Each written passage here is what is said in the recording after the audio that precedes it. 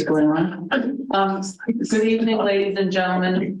Welcome to a regular meeting of the Norwich Select Board. This is Wednesday, April 12th, 2023.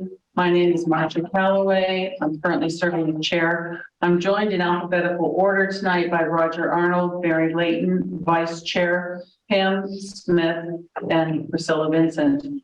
This meeting is being held in the Tracy Hall Meeting Room and via Zoom with CATV DAM broadcasting live on YouTube. The agenda and packet materials were distributed via the Norwich listserv, and they are also available on the town website under the Select Board tab. As housekeeping reminders, the agenda tonight again is very full. Board members and the public are asked to focus remarks so that we can understand concerns expressed in the most time-efficient manner. If someone has already expressed a concern or opinion, please feel free to be recognized by the chair for the limited purpose of concurring with that person. As you will note, there are no microphones, but rather the owls which pick up sound and pictures up here in the front. Board members must remember to speak clearly and loudly so that all participants in person and remote can hear what we are saying. For members of the public who are attending in person, please come to the table so that the remote participants can hear and see you.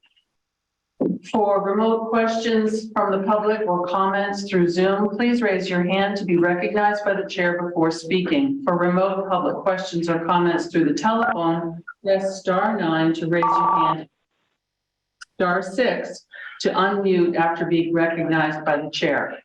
Our interim town manager, Brennan Duffy, will be managing the admission to the meeting through Zoom, and I will be monitoring the Zoom view to acknowledge participants who wish to speak. Please know that we will reach everyone who wants to comment and that the order will be generally select board members, then members of the public attending in person, and then people who are participating remotely through Zoom. And I just want to say a quick thank you to Aaron Lamperti, who in the wee hours of this morning answered a smoke event here at Tracy Hall. And we will discuss this further along in the agenda, but all is well. Thank you, Aaron Lamperti and company. Agenda review. The agenda review tonight is item 2. One item I neglected to put into the agenda is a replacement liaison for the Norwich School Board. It would be a quick amendment, but Aaron Lamperti was our liaison. I would like to add a new item under the action items, potentially item 11, I think, for the board to appoint a new liaison. Is there a motion to approve the agenda as amended? So moved. Mary Layton has moved. Do we have a second? 1 second. Pam Smith has seconded. All right. The next. Can I? Yes, yes. Oh. I'd just like to say,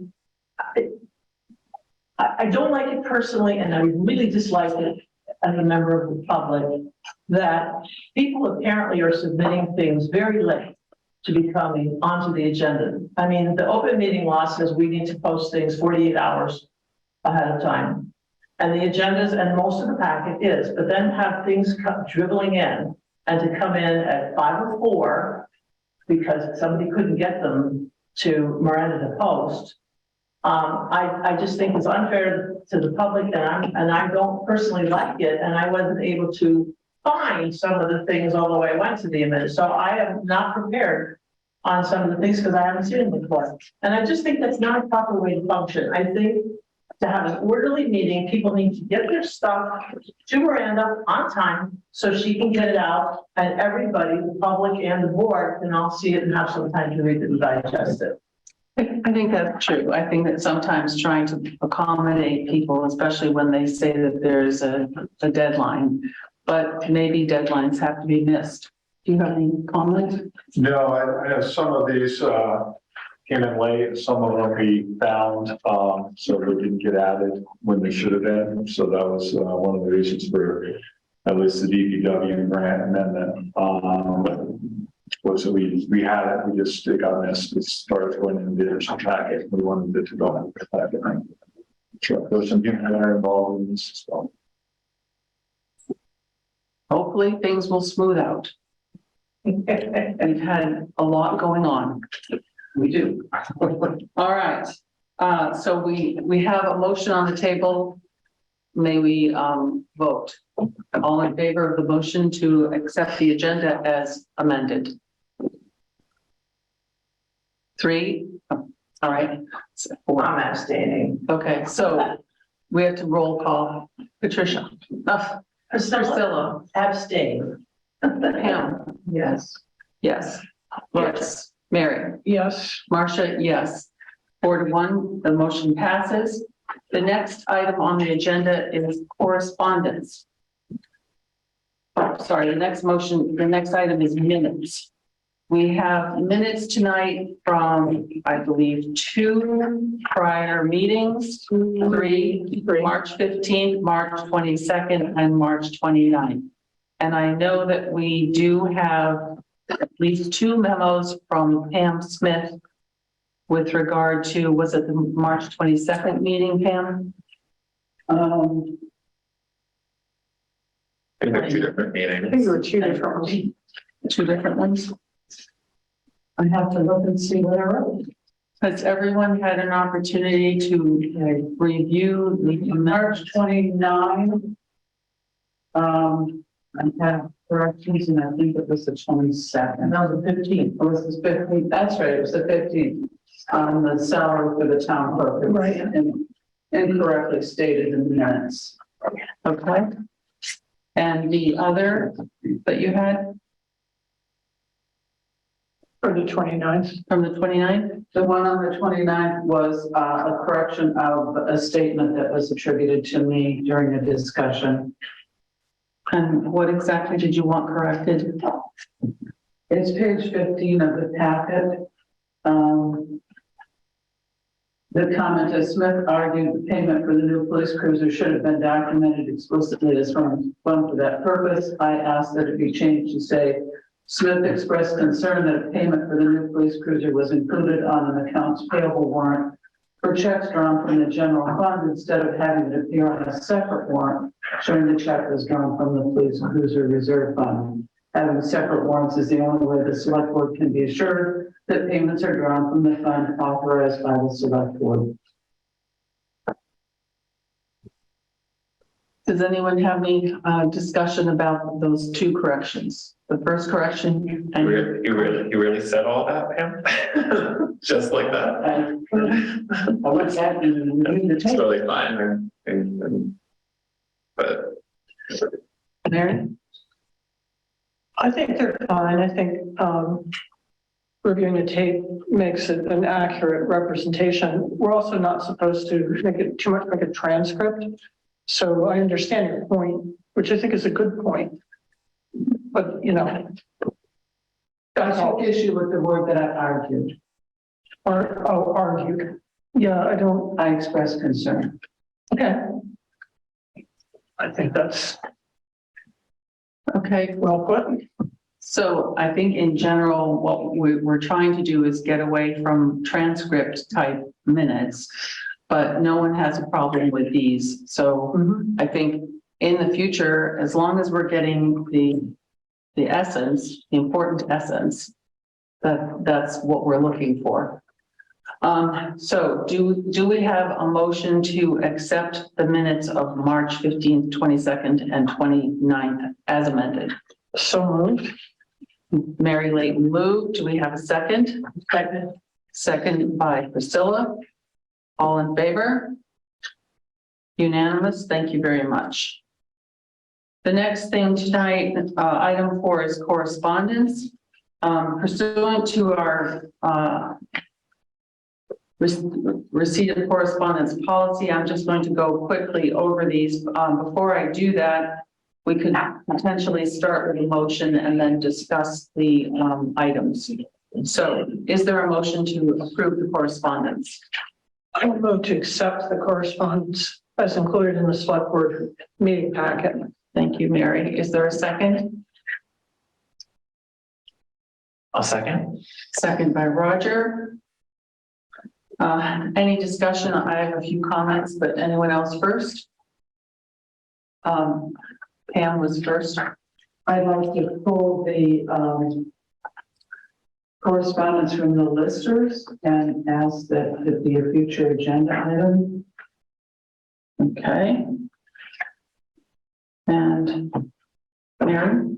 I had the same thought, except I wouldn't want to discuss it very much now, a little bit, but definitely I support it as an agenda item, about a boundary line issue. Okay. Does everyone agree with that? Roger? Sure, yeah. Okay, so that will be a future agenda item. If I can just ask our lister who's present, can you tell us what's the urgency of this in terms of timing? I would say Cheryl Lindbergh. I would suggest that there isn't really a huge urgency other than I think it's going to be time consuming and take a while to resolve the matter according to statute. So I would recommend starting the process as soon as you could, with maybe meeting with the Sharon Select Board and take it from there. And that we just want to be able to correct this misunderstanding that exists with the town of Sharon at some point. It's been in existence for quite some time now that I'm aware of it. I'm moving it forward to the way to get it resolved. So that's pretty much it. Thank you.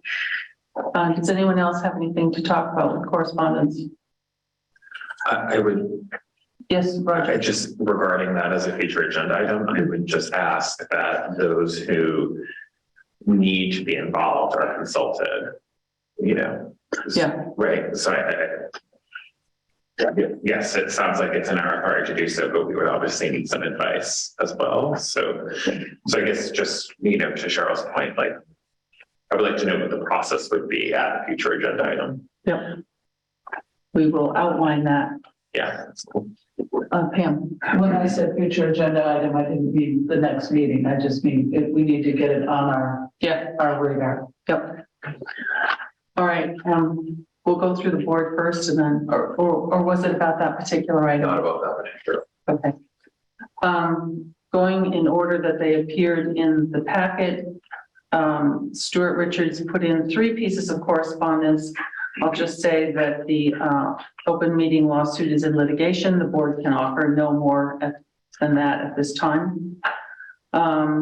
With regard to the legal expenses, Mr. Richards' 3rd piece of correspondence has the copy of information provided by the town manager. I think it merits stating that the municipal government deals with a multitude of issues, and it would be imprudent, if not reckless, of the board to not consult counsel, because we're trying to navigate these complex and sometimes unfamiliar areas of law, and we've provided as much information as we can at this point.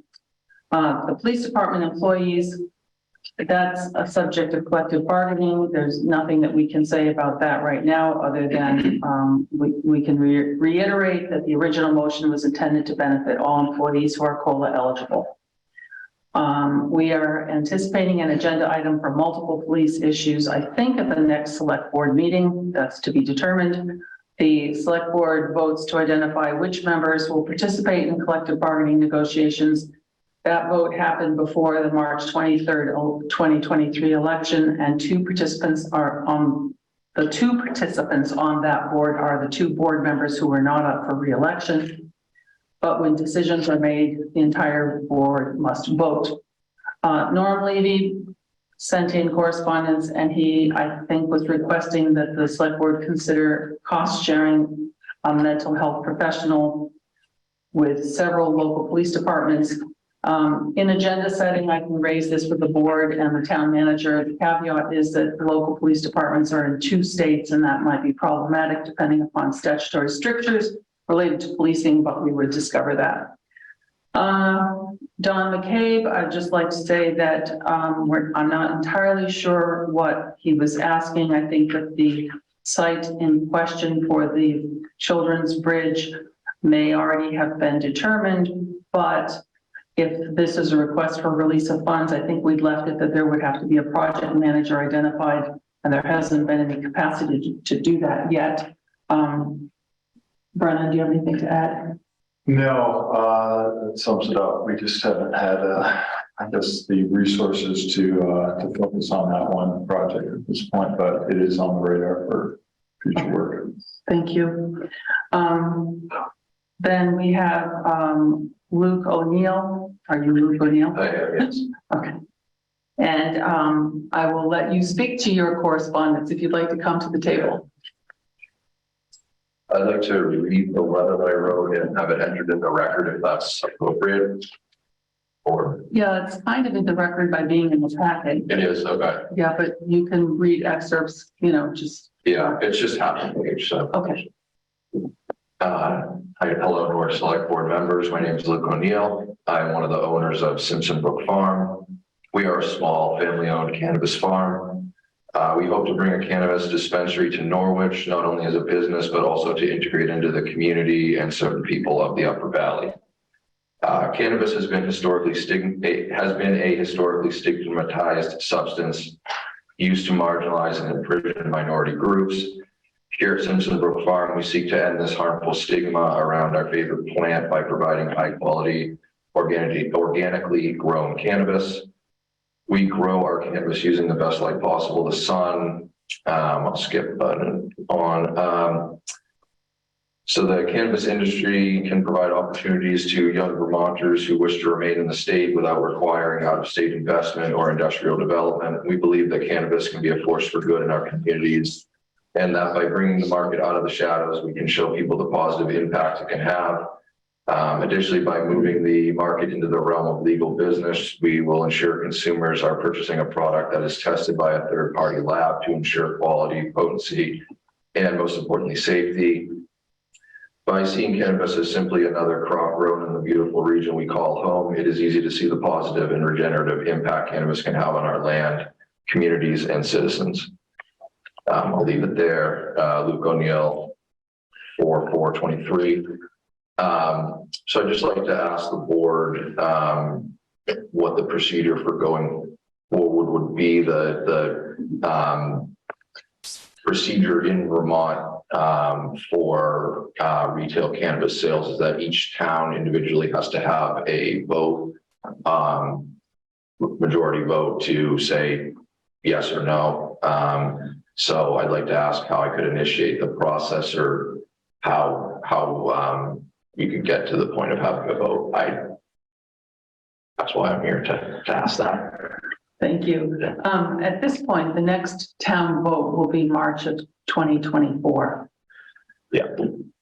So there is a fact sheet. I'm sure you've seen it on the Vermont state website, and there is a process to go through. So I think we can kind of work with you in preparation for that meeting, but there isn't anything scheduled before then. Yes, it's my understanding that you're able to call for a townwide vote if you would like. So that would be what I would be requesting prior to that. Well, we'd have to talk about it as a board to decide if we were going to do that. There are obviously costs associated with it. So we can put it on an agenda item. I imagine if the board wants to do that, the way we set an agenda is that we have an agenda setting process for not every week, but every other week. And the board is consulted, the town manager is consulted. And if there's a majority of the board that wants something on the agenda, then it does go on the agenda.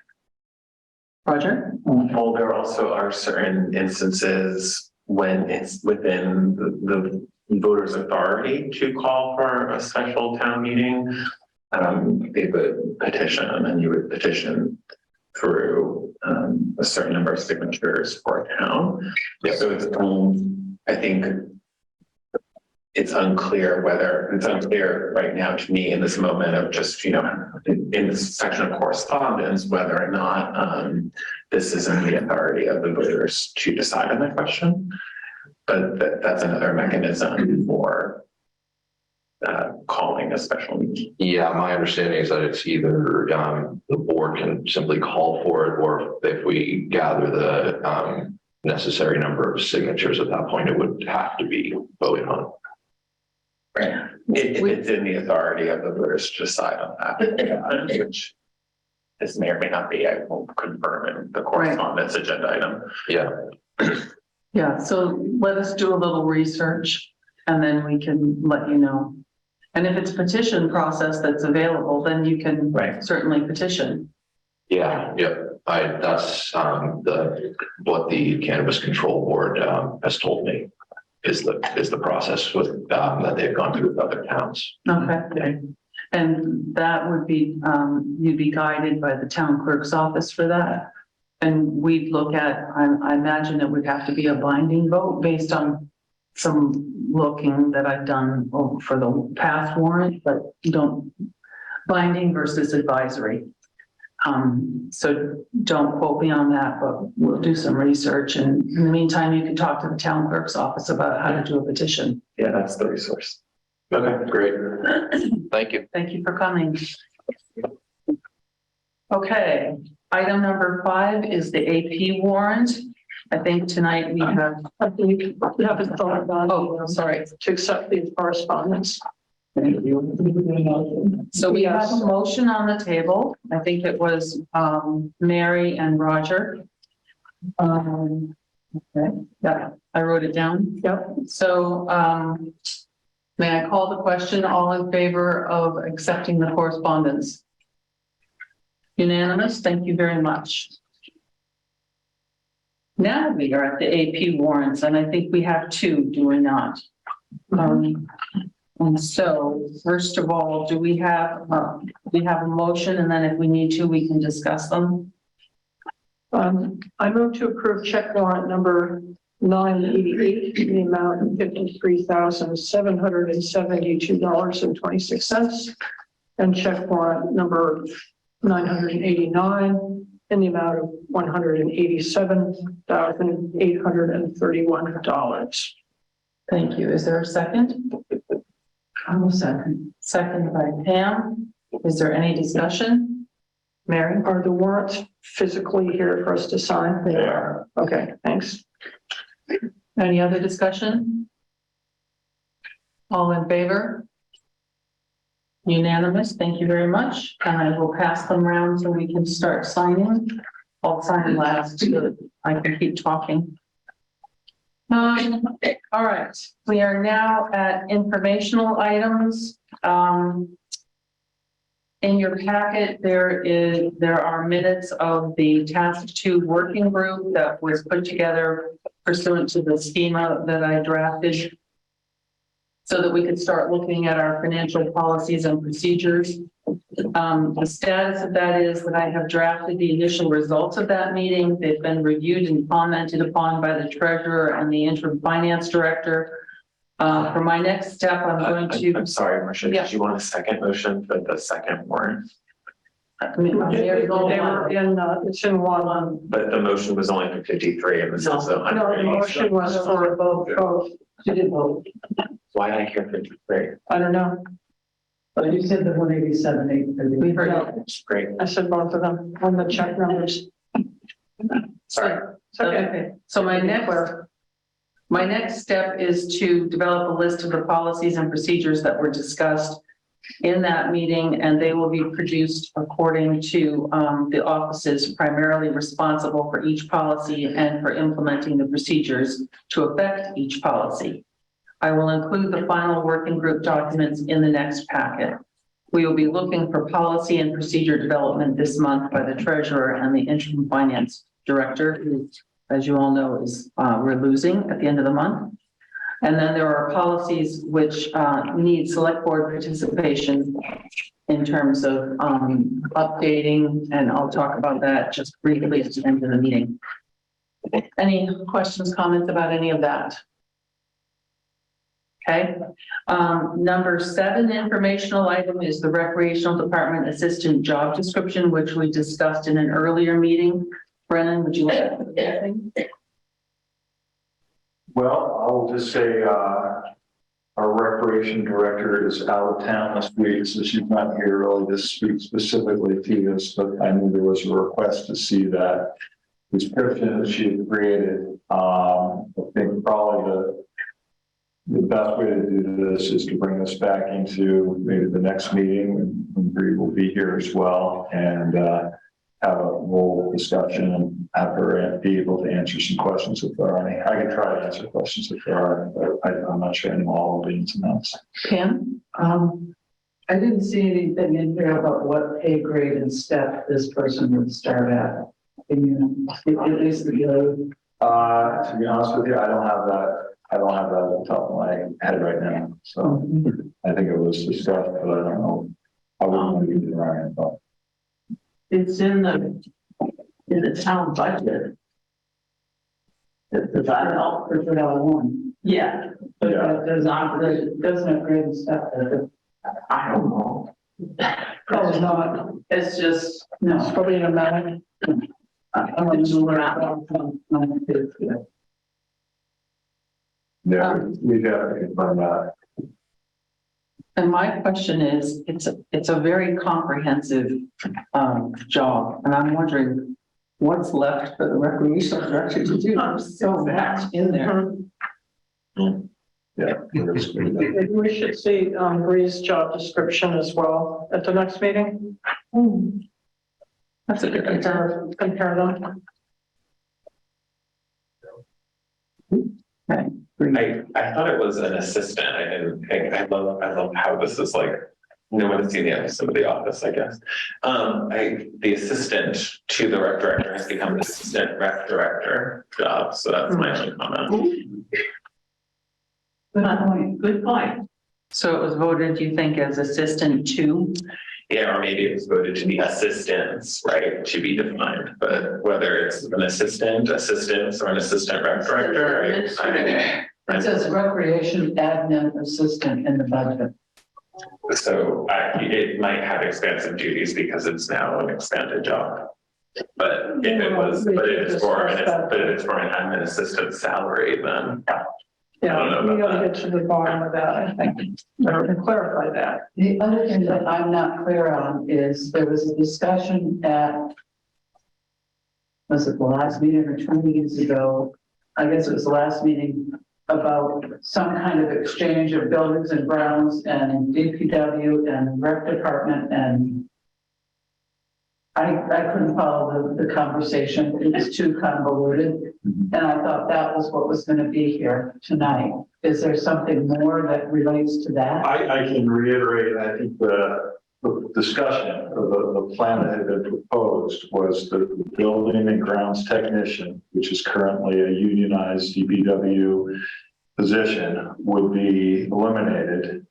They would look to hire a second equipment operator, which is a higher step and higher graded step there with additional skill requirements. And then this position that had been the building and grounds technician would go into the rec department as a non-unionized position and serve needs of the rec department, especially during the summer months when there's a lot of maintenance of the fields and grass cutting that occurs. So does that mean there'll be 2 people working for Bree? No. Then who is the admin assistant?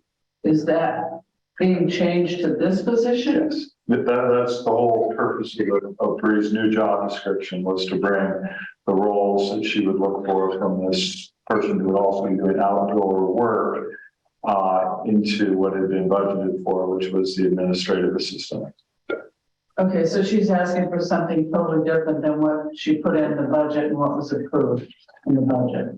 I don't know if I'd say it was totally different, but it's expanded roles and duties. And how does that relate to the pay that we put in the budget? Is this person willing to do all that for whatever it was, 41,000 or something? My understanding, and again, we can confirm this, is that the pay would increase because of this additional. It would be at the same level that was budgeted.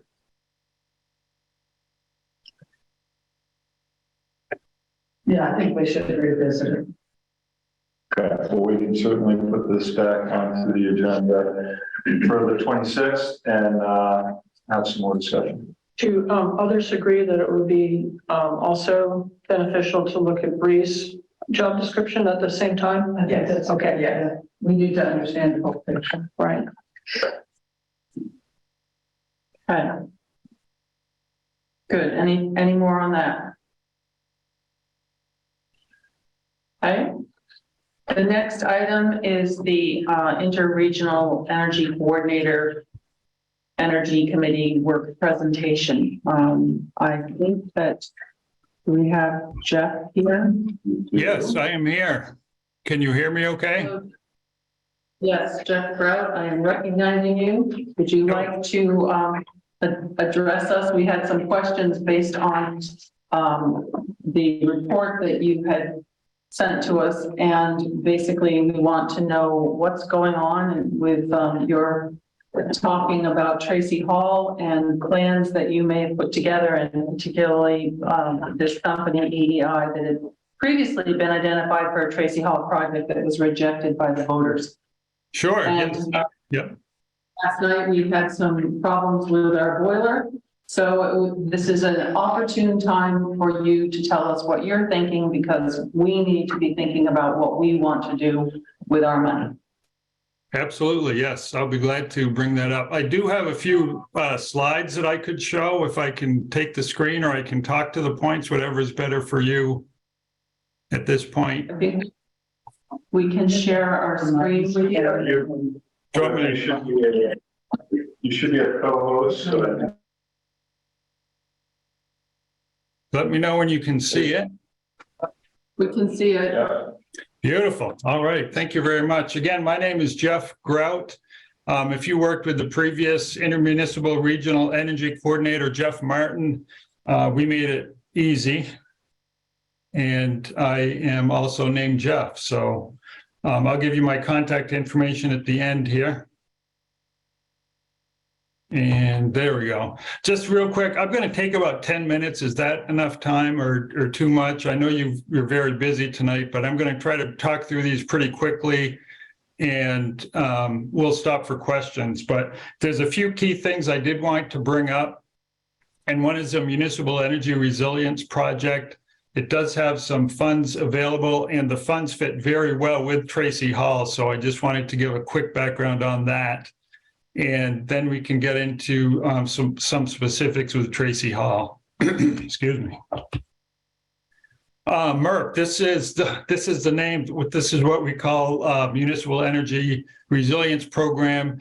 It originates from the Inflation Reduction Act, and it is a good time to be looking at these items because there's a lot of funds coming down and that will be available for municipalities in the very near future. So this is really a chance to get ready for that and to identify the projects that you'd like to work on that can benefit the town the most. And this certainly has some opportunities. So I just have a few quick slides. I'm not going to read everything. I passed this on to Brennan late in the day, and my intention was that you could see it after I showed it to you. So I hope this didn't contribute to the items that you got at the last minute, but if it did, the intent was to get it to you so you'd have it for reference afterwards. So you don't need to take notes.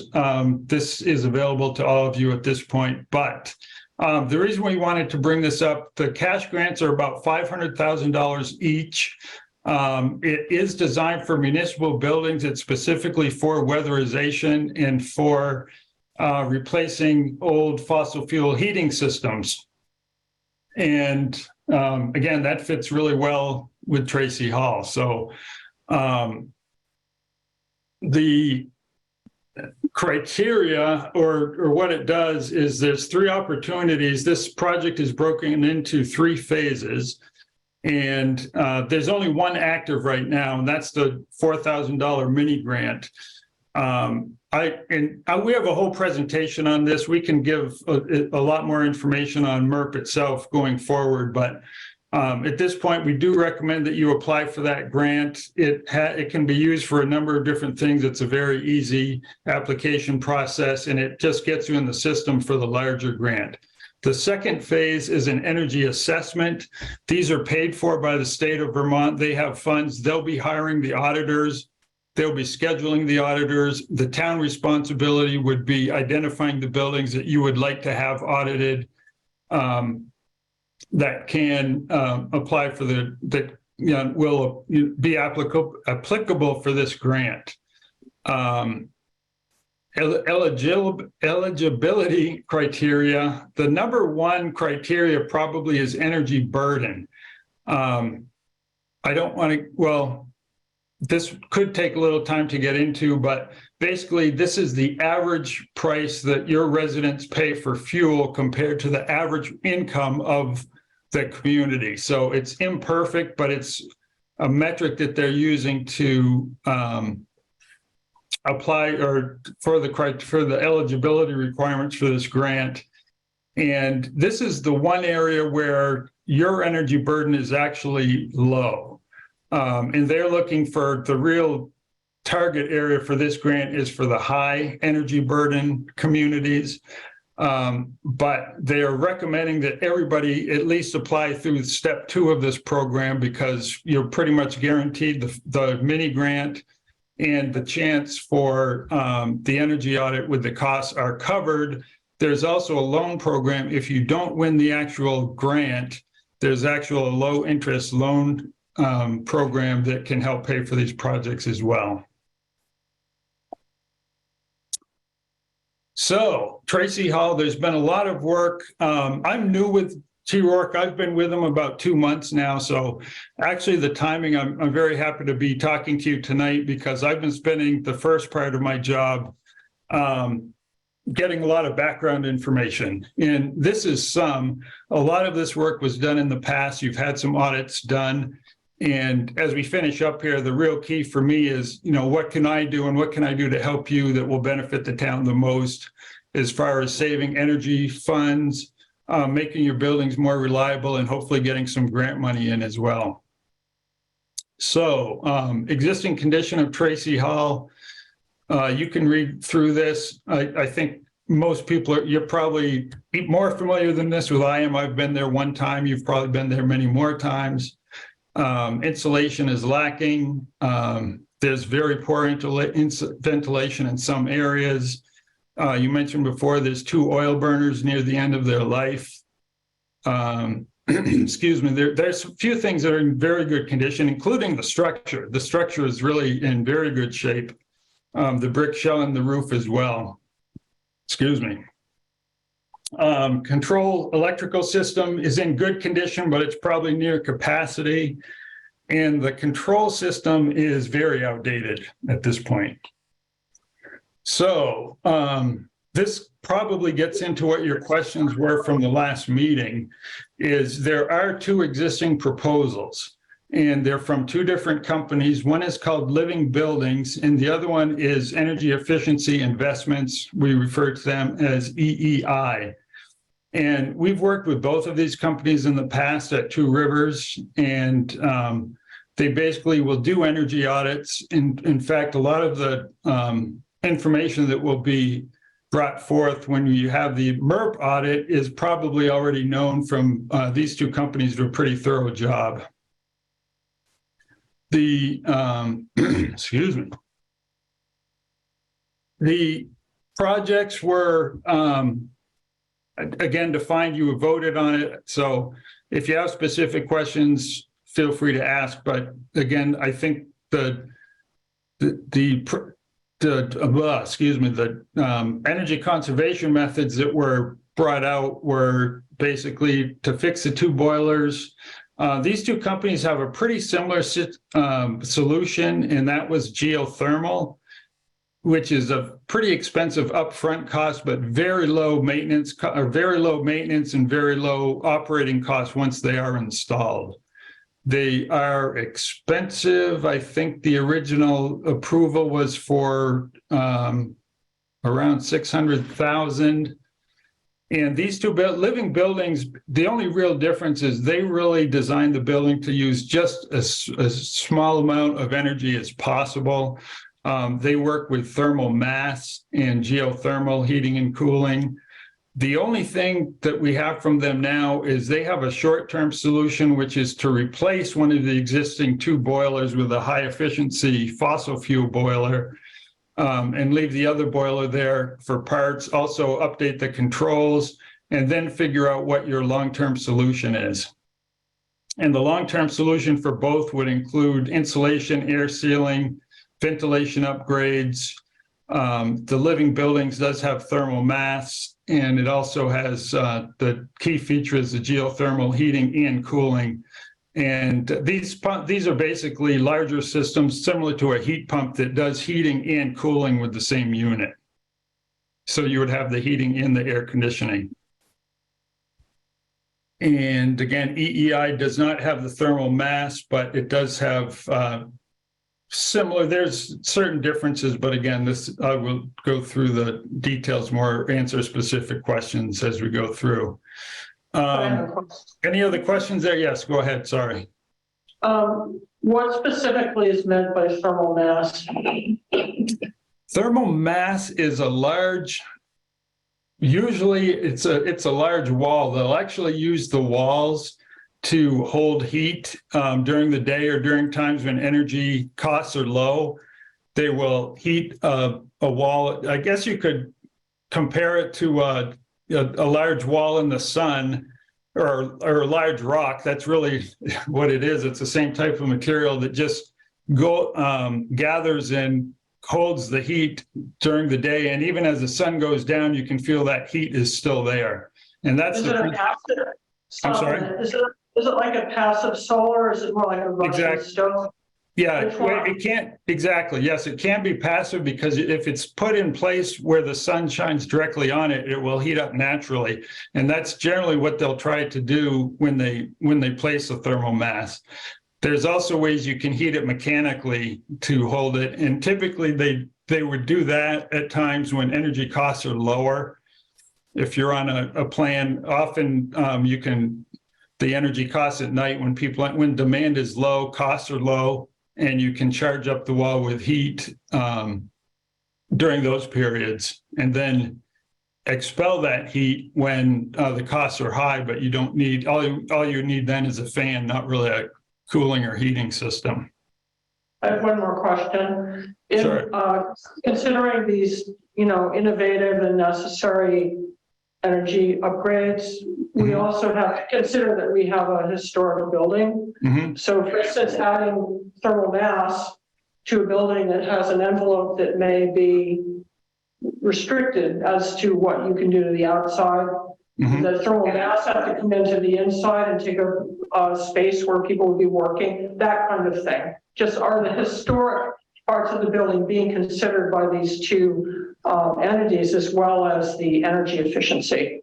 Absolutely. Yeah. Your question sounded exactly like my first question. When I saw the building of Tracy Hall, it is a historic building and they are aware of that. And the thermal mass that he was talking would initially go down in the basement. And it would take it, and it would be a project. I mean, it's an innovative project. It's a great, elegant solution. I love the solution.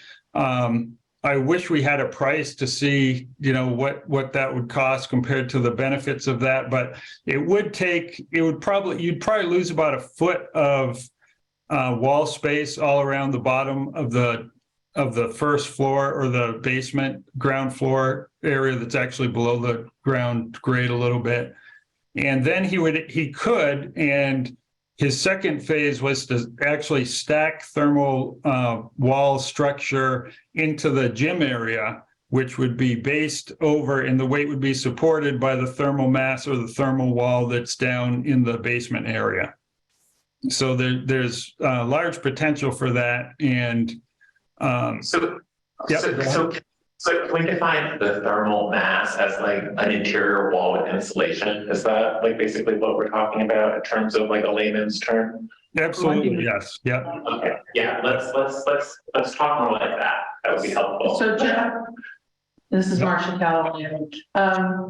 I feel a bit like a patient who's being talked about by doctors and not consulted.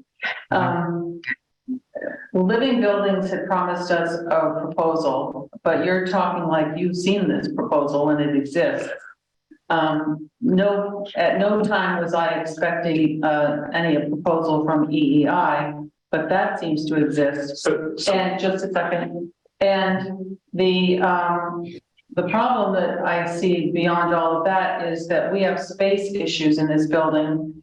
And I'm just concerned that until this board makes some decisions about what we want to do with our building, any of this work that may be costing us money might be a little bit outdated because it might not actually work with how we want the building to function. So I feel like there's a bit of cart before the horse and lack of information for the body that's making decisions. Yes, Roger? So the living buildings, and Jeff can confirm it to answer your questions. The two existing proposals from living buildings is what we had seen when it came before us to make the vote as to whether or not we were replacing the boilers, which failed. So that summary, the 3 bullet points, is speaking to the content of what was in that proposal. So hold on, Roger, question. You're talking about years ago when that went to vote? No, I'm talking about when we voted, like right before the election in February. Okay, I'm talking about living buildings. Yeah, so last August when they were talking about getting the boilers and So maybe heatings. it was even longer than ago because time is a sieve. But that proposal, that 3 bullet points is what we had seen when we decided not to replace the boiler. We rejected effectively that proposal. The next one, EI, is the vote that we had back in 2020. So those are the 2 existing proposals. That being said, there may or may not be a part 2 from living buildings that we have not had the benefit of seeing. And that's the one that they promised us in December. Yes, but I would say that, and Jeff can correct us, that the 2 existing proposals do exist, and he's talking about what we have seen in some form, but clearly we don't have so much discerning knowledge that we can remember it with great fidelity, right? But I will also say, also to your point about thermal mass, it was just simply presented to us as insulation in the form of an interior wall that will be built. So it's just being talked about in a different way, which would make sense because we're being talked to by an expert, an energy expert. And so that's why I just very cheekily, and I apologize, requested more layman's terms. It's effectively going to be an interior wall with insulation that will be built, which will change the space because it'll take up some space. Okay, That can more easily done. That can be more easily done here in the basement, obviously, than upstairs in a gym auditorium. All right, We're still going to have a gym. So let's just carry on with your presentation, Jeff. Sure, thank you. Yeah, and all of this information was existing. There's nothing new here. This is all what I was doing with the background search, what I found, and I have talked to them. We're working with both of these companies on other projects, and obviously I wanted to try to have as much information as I can pass on to you. And yes, I certainly understand that, and I'm sorry for any miscommunication as far as I certainly don't want to get any information or do anything behind your back with these companies. I'm just trying to get the information myself because as we go to the next slide, sorry, I'm going to jump ahead and go to this slide. I don't want to take too much more time. And you mentioned this, priority 1 right now, my recommendation for the town is that we do need to get a project definition and decide what is the best solution. What would you agree, your voters, your select board, any people you want involved, but in order to get these grants, at some point, we're going to have to decide what the best method is for this solution. And to get that, we're going to need pricing from living buildings, which we don't have. And I know he's buried. I mean, I don't want to give much, I guess I want to stick up for him, but also, all these contractors are very busy with work right now.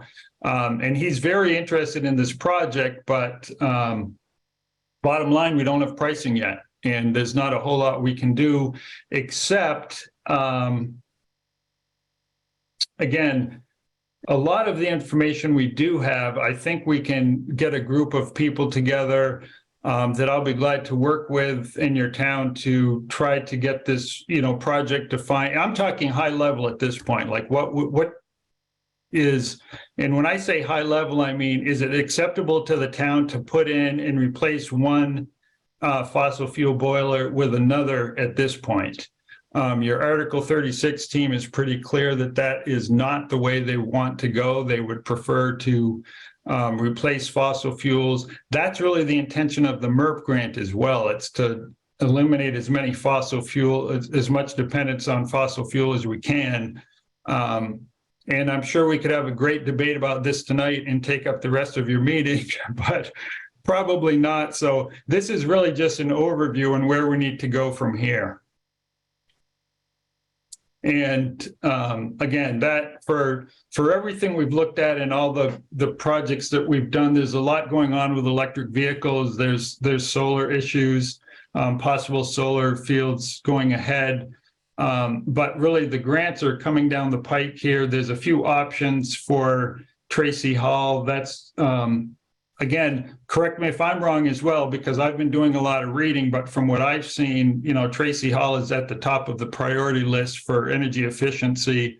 It's been described as the #1 point of most fossil fuel use in Norwich. So that's what I kind of focused on as well. Roger? I want to go back to the point that Marcia was probably making before we had our clarification. So I guess for me, just sort of quickly, I'm not interested in sort of the heating and cooling question because I trust that we'll have a process that will figure that out, whether it's a air source or ground source heat pumps, or whether or not it has some kind of backup fossil fuel. I think there's probably a process that this board can come to make decisions. I guess I'm more curious in terms of like ventilation and a mechanical plan. What Marcia sort of alluded to was this desire to make sure that we're maximizing our spaces to 21st century standards for work. Right, we want to have comfortable, like smart arrangements. We have sort of big open spaces in some parts of our building and very tiny cramped offices in others. Right. We want to make sure that our employees are better served in that way. But at the same time, where you put ventilation, where you put mechanical stuff, right, is part of finishing work. And so, you know, I think there's like an architectural question that is really here. I don't think for the interest of time that this board, because of the funding mechanisms that we have and time, I don't think this board wants to do, you know, a huge collaborative community project about what is the future of, you know, our building, right? You know, how do you think about this as a public space? But I do think that we would like to know how. I guess my question to you, because this is not a discussion item in our agenda, is how do you see that sort of like architectural consultation happening as part of a ventilation package? Yeah, no, that's a, go ahead. Sorry, I'll add on. And just to clarify, I think I'm not convinced that we wouldn't want to include the town because this is our only town meeting space. So that's out for discussion. Okay.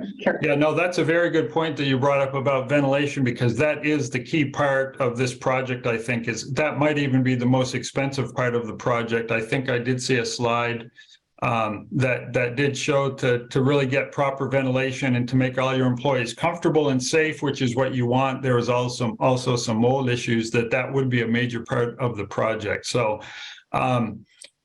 I think what I could recommend, and this is wide open, but my recommendation at this point would probably be that let's get these proposals updated, including costing, and we could present that to whoever you decide would like to see this information. And if you would like me to step aside and you have somebody there that you would like to work directly with the contractors, that's fine as well. I'm here for you. I'm your regional energy coordinator and here to, you know, benefit your town as best we can. So I have no set agenda as to how that's done, but I'll be glad, we do work with these vendors. And the other thing I want to stress is I'm an independent energy consultant. I'm not making money from any of these projects. So look at me as your eyes to be able to help you really evaluate these projects with an open mind. And really what I'm looking at is when they tell us that it's going to cost this much, we want the project to cost that much. But when they also say it's going to save you this much energy, you're going to spend money to save energy, we want to verify that you actually do save that energy as the project is implemented. So that's going to be key as well. So a number of ways to get ahead. And again, I think it's an issue that could probably take more time or a separate meeting to discuss in a lot more detail. But EEI, as you mentioned, they did do this a while ago. I don't know I should know this off the top of my head. I don't remember exactly when they did their audit and proposal. But I did speak to him and he said he could get that updated within probably a month or so. To get the go ahead. And Living Buildings, I think he gave his last proposal in either November or December of last year. So it wasn't that long ago. Just speaking for myself, Jeff, I think what I'd like to see is that we're included in everything, this board, because the buck sort of stops here. Absolutely. And we need to also be thinking about the people in town and making sure that they are comfortable, because we went down this road before and then there was a special meeting and it was voted down. We don't need to go there again. I think we need probably to have this board think very carefully about the space issues and then start folding in the rest of it, because I can't imagine that that's not going to have some driving factor. But I think, again, speaking for myself, we need every good mind put on this. So the Energy Committee, the Task 36, which doesn't really exist anymore, but I've been saying I thought we needed to have another committee involved. But I think we need you, and mostly we just need to be sharing information so that nobody is making decisions about this town unless we've all come to a collaborative agreement that that's the way we want to go. How does everybody else? Roger, you want to say something? Yeah, so I think it's worth getting updated information. There's probably been some technology changes for the control system, for example. So, and then obviously all costs really in the new world order have changed. So I do think getting all of that basic information updated would be something that we should think about, or that Brennan should work with Jeff on. So I think we're going to do that. I guess my other point is, I don't know what the process would be. I don't know what kind of process this board would actually undergo for evaluating the space question. I think we need to schedule a meeting on Tracy Hall and just have a good talk, the board. So yes, so I would say that we should be careful that wouldn't become an unwieldy set of conversations. We should think about what kind of process we would want to have with that, because it's been about office space and office configuration. And then my last point related to that is I was under the impression that I think I was told from Herb that the floor in Tracy Hall had been sanded down to the point where it's not to be sanded down anymore, that it was to be replaced. So I'm not going to authorize a multi-million-dollar ventilation system and then also have to think about $100,000 floor. Or else you could see how if we didn't have a clear narrative about these issues, it would be potentially embarrassing for our sets of decision making. So we should make sure that we have the full information on the space. So So yes, so I'm fine to continue to talk about process relating to space, but I would be concerned about an unwieldy conversation, and I would want to make sure that we are consulting someone who can guide the conversation effectively. We'll keep it narrow. Mary? I agree with Roger about getting the price estimates. I think what is missing from this is probably an architectural perspective. I know my daughter-in-law is trained as an interior architect, and I think that might be the type of person that you would want, because it would be a person that would understand what the requirements of the people have to work in the environment, but would also understand how the systems have to be put together to get that result. And I think that's what's missing from this. And we've got very hardworking energy committee, we've got IREC, we've got some really good pieces, but we don't have the piece, which is, it is a historic building. There are people working here. The public does use this building. There are a lot of elements that are not present in the energy analysis. So I think we need that kind of expert help to help us. I don't know if that's available, but I think if we could find that person, I think that would be helpful. Yeah, good point. Pam? What I would like to see is us putting together an RFP of all of the things that we think this building needs, a comprehensive plan to do one thing or do two things when we leave other things undone. And it's been 25 or more years since this building was reconfigured. 1990s. Now, 1995, I think it was done. So we're at 28 years now.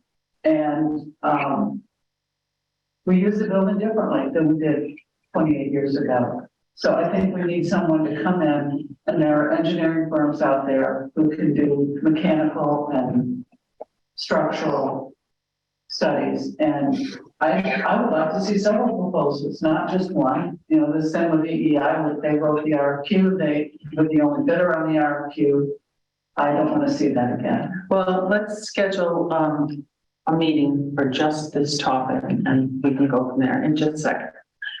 Priscilla? We have a number of architects in town who live in town and practice, and maybe we could ask them, I mean, I don't think we wait for them to volunteer, maybe just ask them, would some of you like to get together and form a committee to think about this and perhaps even recommend the right kind of architect to do this? Because I'm married to an architect, full disclosure, that you would not be involved in this.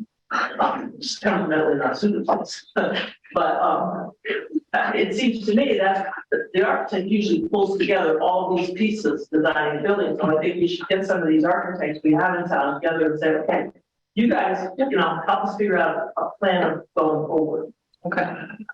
Roger? Just importantly, EEI does consult and work with an architect. And so I believe when we originally did this proposal on that question of, you know, how much do you want to look at the spaces? It was said, we don't. And so I think if we were to have said, yes, we do want to look at these spaces, they would have worked with the architect that they consult with in a different way. So, you know, we got a good product from EEI, so it's worth our energy, our IREC person, you know, bringing that new nuance back to them as part of updating the package, is what I might say. Okay. And to close out from you, Linda, right? Yes, thank you very much. Linda Gray, Kerwin Road. And so I just want to try to highlight some to-do things that I'd like to suggest to you. So one, going back to the initial stuff that Jeff mentioned through the MERP program. So there's $4,000 to be gotten by spending 5 minutes on an app. $4,000 to be gotten in the mini grant through MERP that is very easy to get. It takes about 5 minutes. Jeff could help. We need a town person to authorize that, so Jeff could work with Brennan on that. Mm-hmm. That's then the other thing is to sign up to get the state energy audit. That's free. we might as well do that. I want to piggyback on the suggestion that's bubbling up from you all to have a separate meeting focused just on Tracy Hall, because Marcus Jones from Living Buildings, Jeff has given you, by mentioning, say, thermal mass and stuff like that, he's given you a sneak preview of what Marcus has, a broader proposal for the building. But he needs more than 10 or a half hour, for a presentation and question and answer. So if you could end up identifying a time in April or May, he would come and give you the proposal. And then, like, the last thing, to piggyback again on a suggestion, like, I think once you have that in hand, the thing to do with it, as several of you at different times have mentioned, is you kind of need some kind of committee to, like, start delving into the details and sorting out which avenue to pursue and which one not, and stuff like that. So I would suggest that after you have a focused meeting on Tracy Hall, that then you kind of figure out, like, maybe you have a Tracy Hall task force that's following up on, like the Article 36, following up on how do we implement. So just a quick question. Mhm. I'm always nervous about applying for grants because you've got to use them for an appropriate purpose. Yeah, the mini grant. Well, Jeff, can you comment? Because the mini grant, as he said, it's sort of like the state is putting it out there and saying to towns, hey, if you want to stop and pick up this free money, please do. And they're very broad, as I understand it. Jeff's been the one attending different presentations about what you can use that for. Jeff, let me stop and let you fill in on what it can be used for. Yeah, as far as the grants that I've seen, this is absolutely the easiest grant application that I've ever seen. I had a town I worked with this week that I had an hour meeting to go. It's an online application. You can fill it out. I scheduled an hour. We were literally done filling out the application in 5 minutes. It's got very simple, it's very easy application, and it's got very few restrictions on what you can use that for. It does have to be energy related. I'll throw a shameless plug out there and say you can use, since I'm an energy consultant for the town, you can even use the funds to pay TRORC for my services. You can use it for education. You can use it as a funding for your energy committee. And we are contracted. TRORC does have a contract with the agency that is implementing this grant. And part of that funding is we can apply for the grant for you. We can manage the grant for you. This is probably the easiest grant that you'll see. And I'm not a salesman. I'm an engineer. So I'm not trying to sell you on it.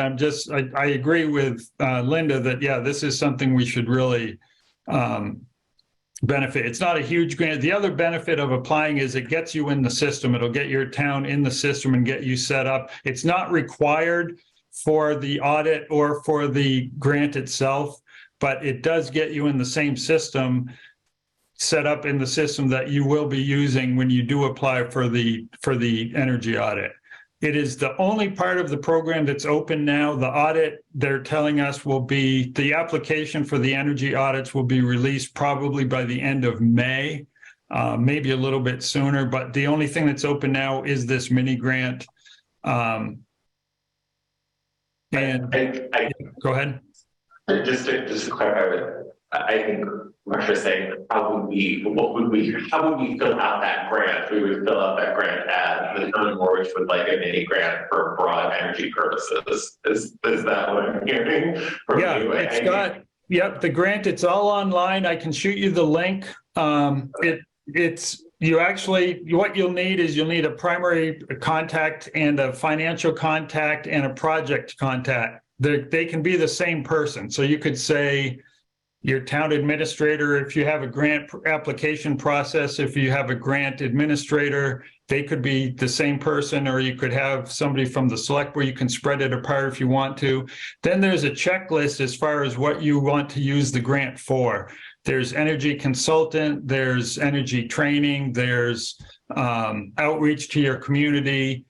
And it's pretty broad. And that's the only thing I'd recommend is that you check one of those boxes. And I'll be glad to get online or even stop in and go through that grant with whoever you designate to apply for that grant. I'll be glad to work with you on that. And Again. I would just add, I think my understanding from the conversations with Jeff is you don't exactly have to decide and have even a paragraph to say, we plan to use this for X, Y, Z. It's just the general thing. And then you get the money and then you report afterwards within a year how you spent it. So it's easy. Right, you don't even need to, yeah, you don't even need to say, you just check a box for your use, and that's all you need to say as far as what, there's no description, there's no purpose. It's just check one of their boxes and we'll send you the check. Like Linda said, it was described to us as they're throwing this money on the ground, you just need to bend over and pick it up, so. Easy makes me nervous. Pam? I know, yeah, it does, it's like no free lunch, right? But I think it is a sign of things to come. There is a lot of grant opportunities coming up. So that's the other thing is if you don't have, or, if you don't have a defined process or procedure on how you handle grants and how you manage grants, it might be another good thing to talk about or have a town designee that would administer and manage grants. And for this particular grant, we can certainly help with the project management. And with other grants, we can assist with that as well. But this one is pretty much included in the price is if you either get this grant or if you don't get the actual grant, the loan is up through the same program. So there's funds available. And I do want to just throw in the last thing, your energy burden. We have no idea how much of a factor that's going to be, but you are on the wrong end of the energy burden. And it's not a perfect metric, but if for some reason you don't get the grant, that would probably be the reason why. But we still think it's worth it to apply. You will get the mini grant. I can pretty much assure you of that. And it's very, very likely that you'll get a free energy audit as well. So you don't need to pay anybody else to come in and do an audit of the building. That's supplied by the state, and that audit is a requirement to get the larger grant. But even if you don't get the grant, you'll have a well-defined project by the time they're done is of that exactly what to do, because we'll have their input as well. So. Thank you. Sure. Pam, do you want to finish this up? There's a webinar next Tuesday, the 18th. VLCT is putting on a webinar on this program from 10 to 11. Okay. I've signed up for that. Good. Good, thank you. Okay, I think we have exhausted this one. Yes. Very sorry I took so much time, but just let me know how I can help you. That's why I'm here. So I do appreciate all your time and all you do for the town. So thank you. So what is the next step? The next step I was going to suggest was that we don't have this as an action item, but we could consider voting to fill out the MERP application for the grant, because I kind of like the idea of using the $4,000 towards the payment that we make to TRORC for his salary, and we would get a state energy audit. So you're suggesting we have a motion? I'm just throwing it out as an idea. Is it something we need to do now, or can it wait till the 26th? I mean, is there a need to act quickly, I guess, is my question. Jeff, if you're still there, is there a need to act earlier than the 26th? No, there's no real rush, but there is a certain number of funds, but we're working pretty closely with the agency that's administering this, and they're actually a little bit fewer applicants than they expected. So that actually bodes well for the actual grant itself. The fewer the people that apply, the better your chances are. But also, just to be clear, they are totally separate. That applying for the mini grant does not automatically mean you will get the audit. It just means you'll be in the system already. So when you apply for the audit, you'll be in the system and they'll be somewhat familiar with your town. And because you've got the mini grant, I would think that would also help that, hey, they've received this grant, so then let's go on to the next step. We've been told that if you do with as much certainty as you can say, if you do apply for the audit itself, which is step 2, that you will get that as well. So, And that's on one building for now, not a number of buildings. So you will have to, I think for your town, it will be easy to decide. And the decision is made already, but it is for one building. Just to be clear on that, they are separate, but, and the application for the audit won't be even open until probably the end of May. But the mini grant is the one thing that is open now. No real rush, but again, the application process is simple enough. So, and there's very few strings attached. And yeah, but I mean, if you need time to get familiar with it and see, then that's certainly understandable as well with the training. And I'll shoot you a link for the application, and you can actually scroll through that and see. It's about even 2 pages long, I think. So, and it's all online. If you send that to Brennan, that would be great. Yep, will do. Okay. if you were willing to take a motion, I'm happy to make one, because I think, given the broad nature of this grant, and given that we have, it's consistent with budgeted items, at least in part, I think it would be appropriate to take action if you want to, if you're open for a motion. I'm open for a motion. Okay, remind me of the name of the actual grant is, other than MERP. Municipal Energy Resilience Program. Okay. You got it.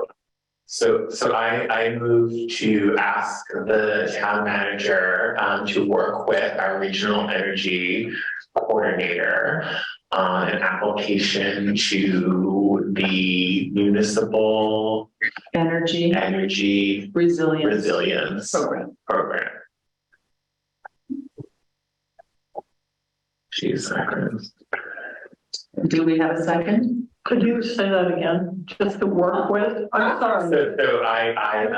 So my motion was essentially to direct our town manager to work with Jeff Grout on an application. On an application, okay, Yeah. specifically, yes. Yeah. Okay. I'll second it. Thanks.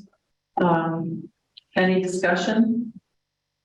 I'm just going to ask Brennan. Well, I just, if this is a 5-minute process, we won't work long. And I think we're checking the box that we would use this for energy consulting and just something.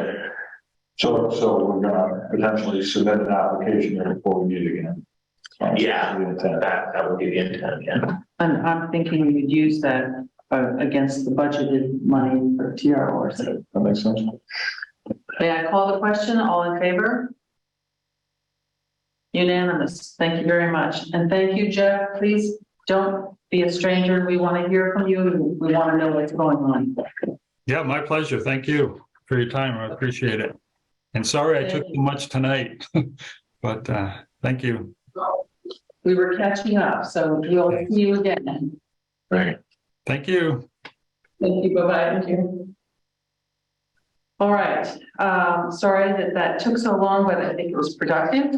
Number 9 on the information session is the interim town manager contract. I just wanted to point out that the contract that we have with Brennan Duffy will be expiring on June 30th, 2023, which will come all too quickly. The board will need to address this at the April 26th meeting, and we may need to have an executive session. Brennan, do you have anything to add? I will just say that Marcia and I have had an informal conversation about me continuing on after June 30th and then return capacity. And I guess we'll talk a little bit more before the 26th about what that could look like. Okay, thank you very much. All right, now we are into reports, and the only report we had submitted was from the police department. And I think, as I said earlier, there's going to be some other issues that we may have on our agenda for the next meeting, April 26th, multiple issues. Anything to add, Brennan? I know Wade is on the meeting here.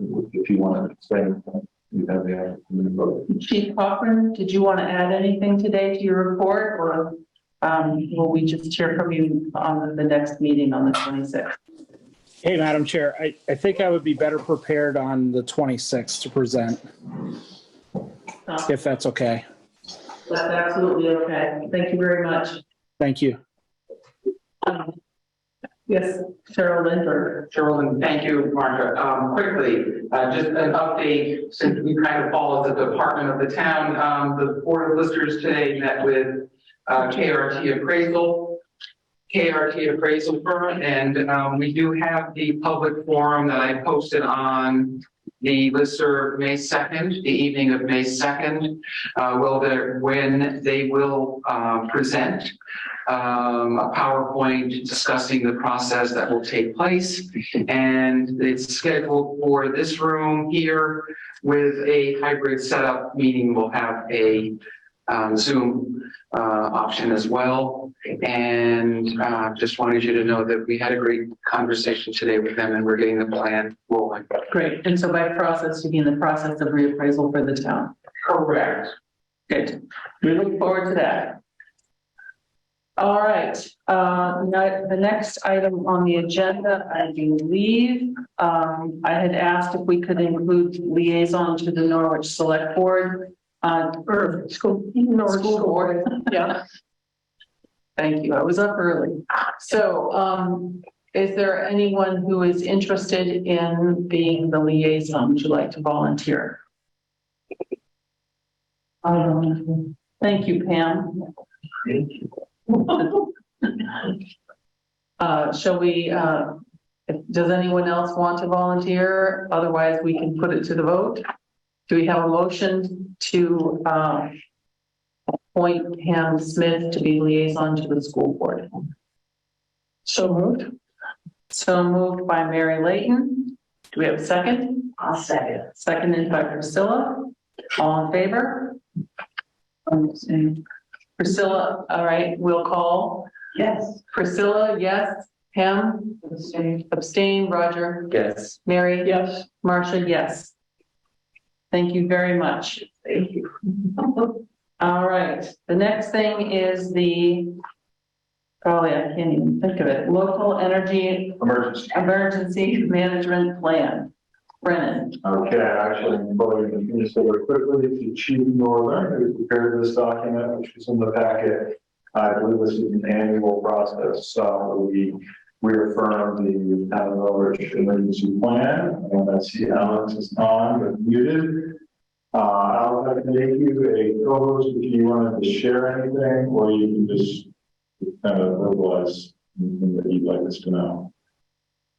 Yeah, good evening, everybody. There's nothing much for me to add. It is a yearly process. This is a process that's driven by the state, and every town in the state it's incumbent upon them to produce an LAMP every year with all the appropriate updates. The only cautionary note that I will bring up is that the individual who signs for the town has to have ICS 100. And I'm not sure if that is I just don't know if that's the case right now. Yeah, I can answer that. We were actually thinking that potentially if you have that certification, you can sign on behalf of the town. I know the select board chair has to sign, but it doesn't have that requirement for your training. Does that mean I can sign or? There's 2 signatures required. You're not required to have any special training.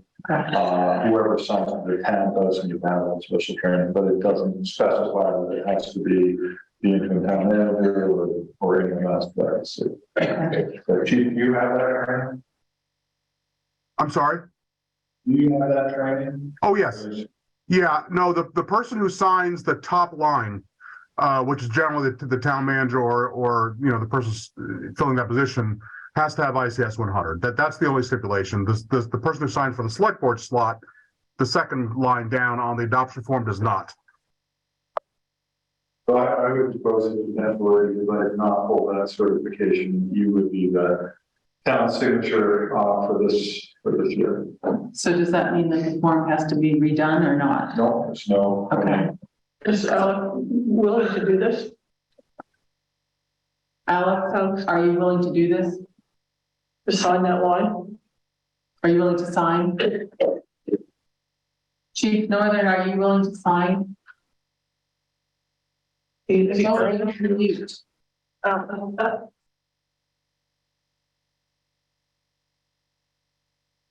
You're still on mute.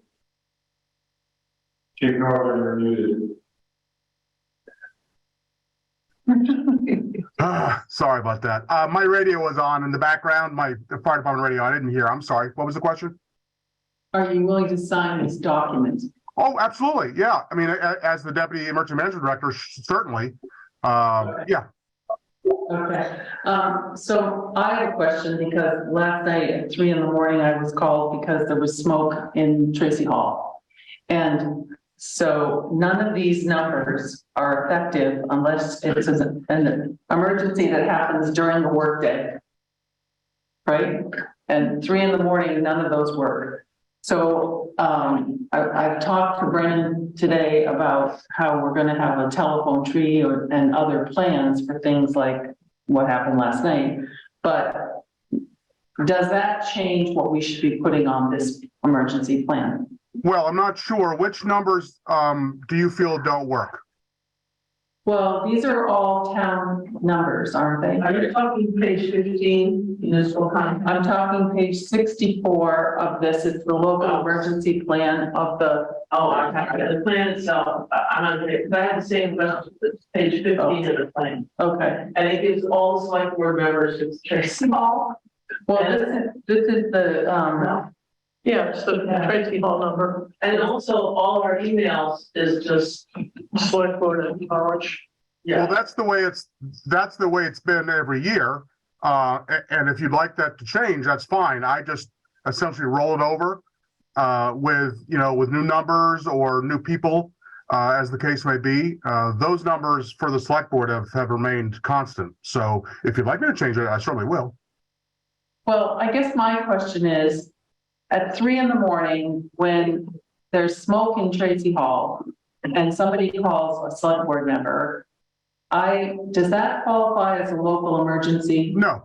The local emergency management plan has to do with natural disasters, right? So in other words, if a shelter needs to be stood up, if somebody needs to call DBW to find out if they have certain equipment that is needed, that is the purpose of the LEMP.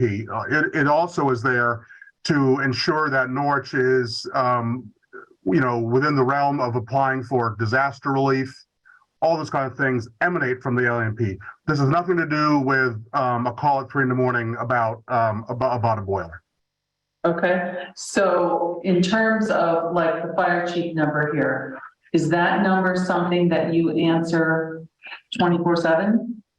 Which number are you talking about? 649-1133. No, that's my office number. My cell phone number is included. You may be looking at the redacted version. I submit both, right? I submit one where all of the personal addresses and phone numbers have been redacted because we don't want those numbers floating in the ether. The one that you'll sign has all of the appropriate cell phone numbers for the police chief, fire chief, et cetera on it. We just don't want that to be made public.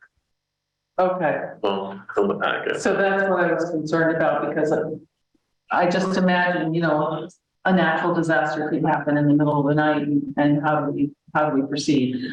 But I'm okay with this at the moment. So just since we're talking about numbers, so just as like an aside, Brennan, I see like, for example, the town health officers, their email address is clerk. Like I'm fine if the world doesn't email me. But I think a town health officer, so I guess we should get them email addresses, town email addresses. I think just a ticket with our technology vendor. So can we just submit a ticket for our town health officers to have on their town emails? Yeah, I don't have to answer that, but I think that's can be assigned. seeing this spelled out, that would be, but that's just an aside, Okay. because right now it's clerk at. And so, and it's probably a holdover from when Bonnie was a Yeah, health that would make officer. sense. It doesn't have to be updated now, but it just does like a future thing. Okay, Cheryl, you have, Good question on a form. page 15 of the form, do we want to list an interim finance director in that list? Has that been done? The finance director been in the past? Alex? Yeah, I mean, I'm trying to look where you're looking at on 15. It says, yeah, interim town finance director. And I'm not sure what your question is. I was just saying, have we always listed a finance director in the Yes. list? Yes. Okay, Okay, all the others seem to be elected, that's fine. all right. I think we need a motion for this to approve it. Is there a motion to adopt the local energy management plan? Emergency, like the energy on the line. I'm really glad Joyce down here wouldn't know she's leaving and would have someone else that's coming in. I don't know if we have a new name yet. Do we have a name? We have another contracted employee. Obviously, when Chief Norwood filled this out, we did not know that it's going to be moving on here at the end of the month. So I mean, I don't know that the interim finance director is a critical piece of the emergency plan. We can just remove that name. We so choose. Well, that position does become critical if the town is unfortunate enough to have a large event, which costs a lot of money. And so the finance director would obviously be integral in any kind of planning with FEMA, with state Vermont emergency management, anything of that sort. So, the name could be removed. I'm not sure if that's wise. Well, I think that on the day that we sign it, the person who is in the chair is the person who's on the form. Do we not have two people in the office right now? So I would suggest just changing the email to finance@norwich.vermont.us, which will be an email address that gets redirected to whoever is currently in the seat and currently gets redirected to Joyce, and whoever is in the future and a message that says Dear Joyce. So I might suggest that as the technical way out of this. Roger, can you give me that email address again? It's just finance@norwich.vermont.us. And that's what you would like to see in the finance director position. I am proposing that as a solution, yeah. So we keep the name, change the address, Okay. which is all true today. And will be true tomorrow when we sign it. Unless you have it right now. I'm signing it today. So Marcia, in terms of the technicality, so you're signing, when would you like me to sign? Well, if we're gonna change any of this, I can pop over tomorrow and we can sign it. Okay, so tomorrow's not a good day. Friday would be. What did you say, Barry? I said there's no date on the signature line that I see here, so you can, you can sign it and then I will go to you to sign it. All right, so I'm gonna sign it now because if it's approved, because there's no date required, and then you can sign it when it's convenient. Okay, great, that works. Thank you. You need a motion? We do need a motion. Okay, I move to adopt the local emergency management plan as presented and to authorize the appropriate signatures as required. Thank you. Second? Second by Priscilla. All in favor? Unanimous. Thank you very much. Thank you, Chief. Thank you. All right.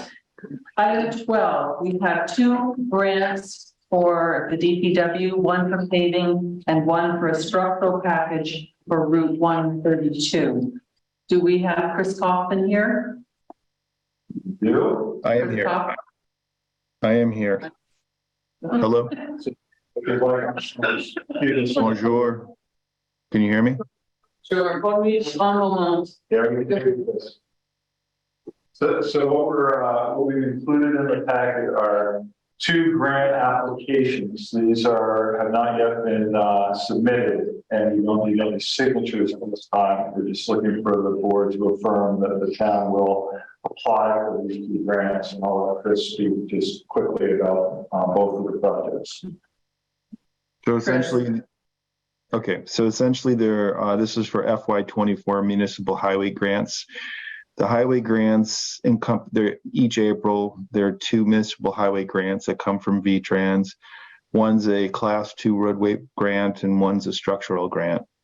In general, these grants are awarded based on a need and a ranking criteria established by the VTrans and are typically awarded to towns every 2 to 3 years, depending on funding availability and ranking requirements. The maximum award for each of these grants is $200,000. And once awarded, the municipality has 30 months to complete the project. And roadway grants are an 80% award and a 20% local match and can only be used for class 2 roadways. And the structural grant is a 90% award with a 10% match. So the first particular grant we're proposing to apply for is the roadway grant for the extension of Beaver Meadow Road. So we did the first part of Beaver Meadow Road in 2001 and 22. That was 1.7 miles. That was an overlay and a shim and some shoulder work. We're proposing to do the next 2 miles of the roadway, since that's as pointed out in the road service inventory report by TRORC and as seen out on the road itself, that it's deteriorating and has, significant needs with regards to cracking and potholes and depressions. So we're proposing, as recommended in there, to do reclamation and repaving work. And also the shouldering. That we had an estimate for approximately $249,000, and the dollar match for the town would be $49,800, and the remaining $199,200, and again, this is approximate, would be paid for by the state grant. And the monies for the town would be paid by the designated paving fund, which is estimated to be around $280,000 at the end of FY23. So that's the class 2. And of course, there's no guarantee we're going to get it. And based on our ranking that I saw with the district, there's a chance we probably may not get it. It sort of depends on who's applying for these grants. So we'll see, but we'll definitely get it next year if we don't get it this year. But again, we have 30 months to do the project, so that's a significant chunk of time. The second grant application is a structures grant, and this is for an undersized culvert on 132. It's culvert number 18. It's near the location of 511 Route 132. And this is a corrugated metal culvert that's inserted into a concrete, a deteriorating concrete structure, circa 1960s, maybe early 60s. That has a significant, drop off, almost 15 feet vertical, doesn't have any guardrail. There's significant problems there, and it's a safety hazard as well. Stantec did a hydraulic analysis and a rough design and estimated a 4-foot by 5.5-foot box culvert with a wing wall that would help support the road, which would replace this structure and help reinforce the integrity of the road. The estimate Stantec provided was $180,000. So the dollar match for the town would be $18,000, and the remaining $162,000 would be paid for by a state grant. And this money would be paid through the bridge fund, which should be around $640,000 at the end of FY23. So I think we should apply for these grants. I think they're important. I think these 2 projects, are in significant need. I do believe we have a good opportunity to get the structures grant for sure this year. So again, I would recommend that we proceed on applying for the grants. Mary? Just a small question on the Route 132 work. Is it true that it would be about a week's worth of work? And as the flagger was for 40 hours, because there will be a detour involved, I think, right?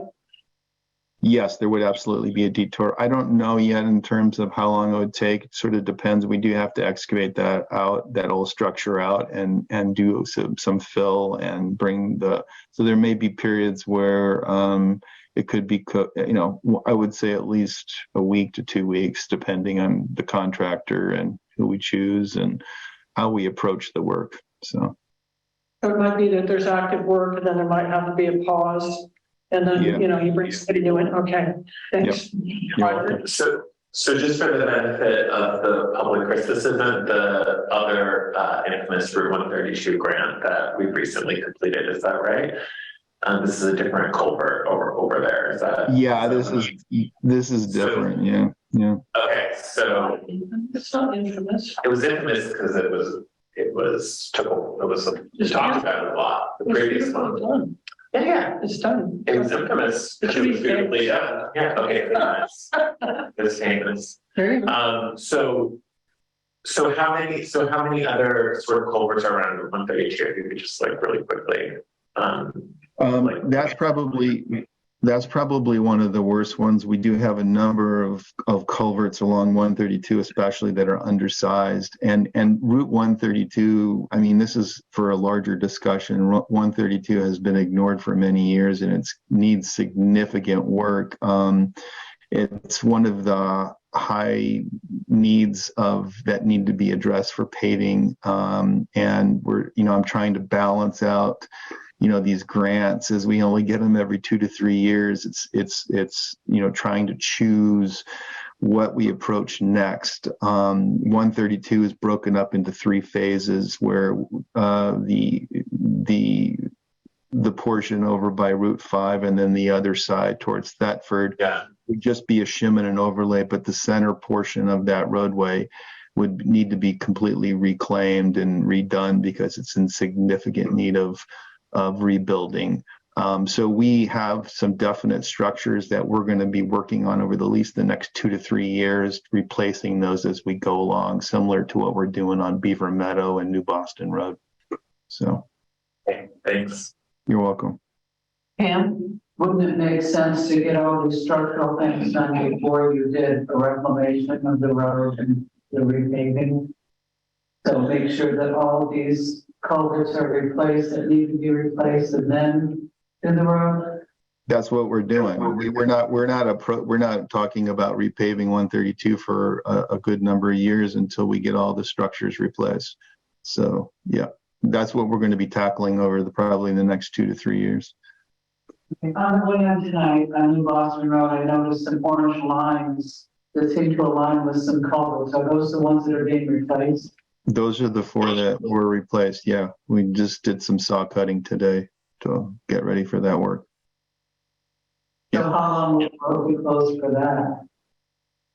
I'm still talking to my foreman about how we're approaching that, but we'll be addressing that as soon as John and I have a chance to figure out exactly when we're going to do it. But I would imagine it's going to be closed at different points at different times. We'll tackle one culvert and then we'll reopen the road and then we'll tackle the next one.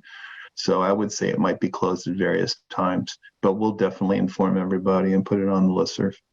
Yeah, because right now I'm concerned about alternate routes coming in south because of mud season.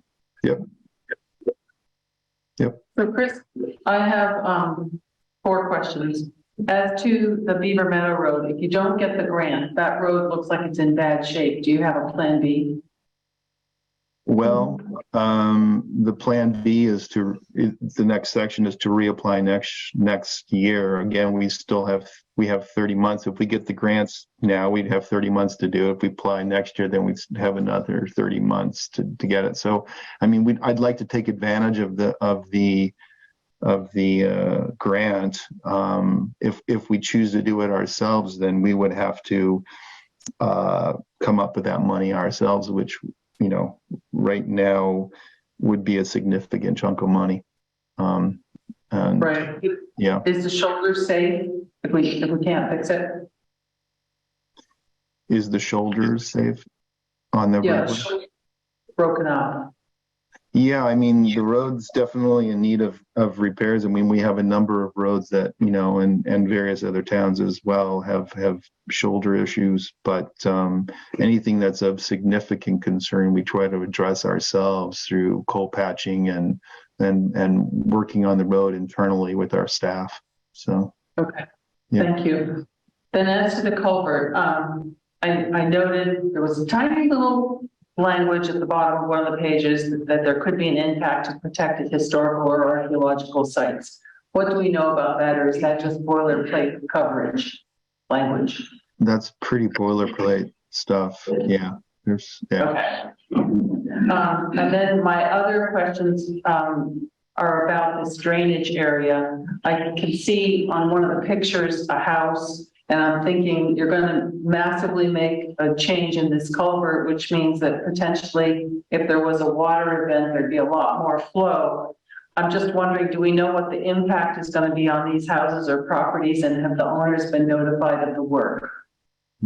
Well, no, the owners haven't been notified of the work because right now we haven't gotten the grant yet. So we don't know if we're going to be able to do that work. But in terms of the flow, we wouldn't necessarily be increasing any flow. All we're doing is increasing the size of the pipe so we can adequately drain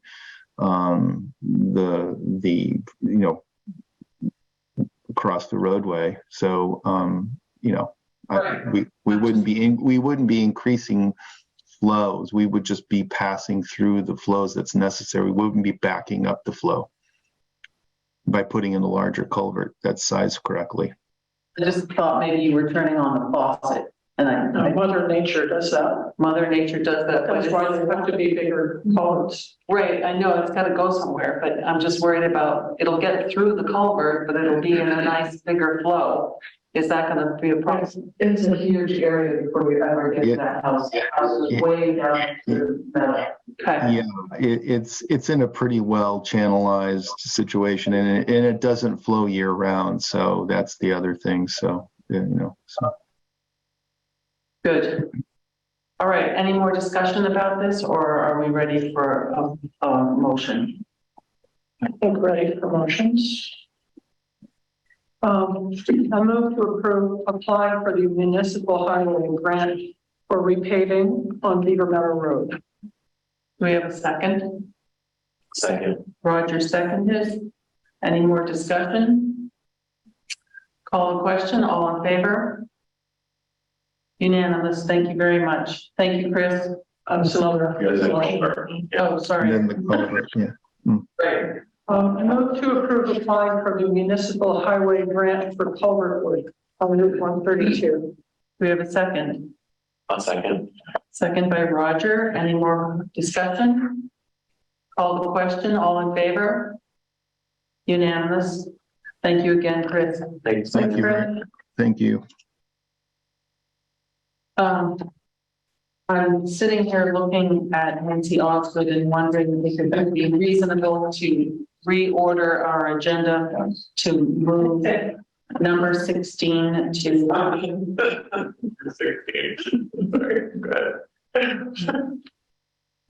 Hello, Nancy. Well, thank you for reordering. And as I think both you and Brandon know, that we're not asking request for authorization to apply for a grant. We received the grant and we are asking that you authorize Brandon to sign the grant agreement so that we can move ahead with finding a consultant to nominate the houses on Jones Circle as an historic district, the National Register. Okay. Any questions for Nancy? No. Priscilla? My brain's a little tired. He says, okay, it's been already approved, the grant. It's already in, that's all done. Yeah. It's been approved or just applied? We applied for a grant and Marcia very kindly signed our grant application. Right. And then we learned in January that we received the grant. Yeah. But then it's a contract between the Division for Historic Preservation and the town. So someone from the town has to sign the grant agreement. And then we send out requests for proposals and the commission selects a consultant. And then there's a contract between the town and the consultant. And over the next couple of years, because this project has to be finalized by September 2025, that the consultant will get in touch, has to do reports, will probably submit invoices to the town occasionally for her work, but not, or his work, not to exceed $7,500. And she will, or he will be paid. And then once all the papers are in and you approve them to the division that you have followed all their instructions, then the town will receive $7,500. Well, because I'm looking at this, in-kind expenditure. Well, that's right. So, I mean, It's a matching grant. right, but I mean, who's paying? This is going This is all, but it involves some town employees, like the zoning planning administrator. Right, but they're not being paid, but whatever work they are being counted as, I think, Brandon, you, I think are on for $900 of the work that well, would normally be the zoning and planning director, but hopefully. I can maybe respond. So the way these grants work is you have basically billable hours that internal staff can do, which is used in lieu of cash that would match a grant. So instead of saying, we want a $7,500 grant and we're going to put up $7,500 in cash money from the town, we're doing a payment in basically a service, and it gets billed a certain amount, but it's in-kind service, not cash. So this is sort of added on to say your other duties. In the official thing now. There's no free money and there's no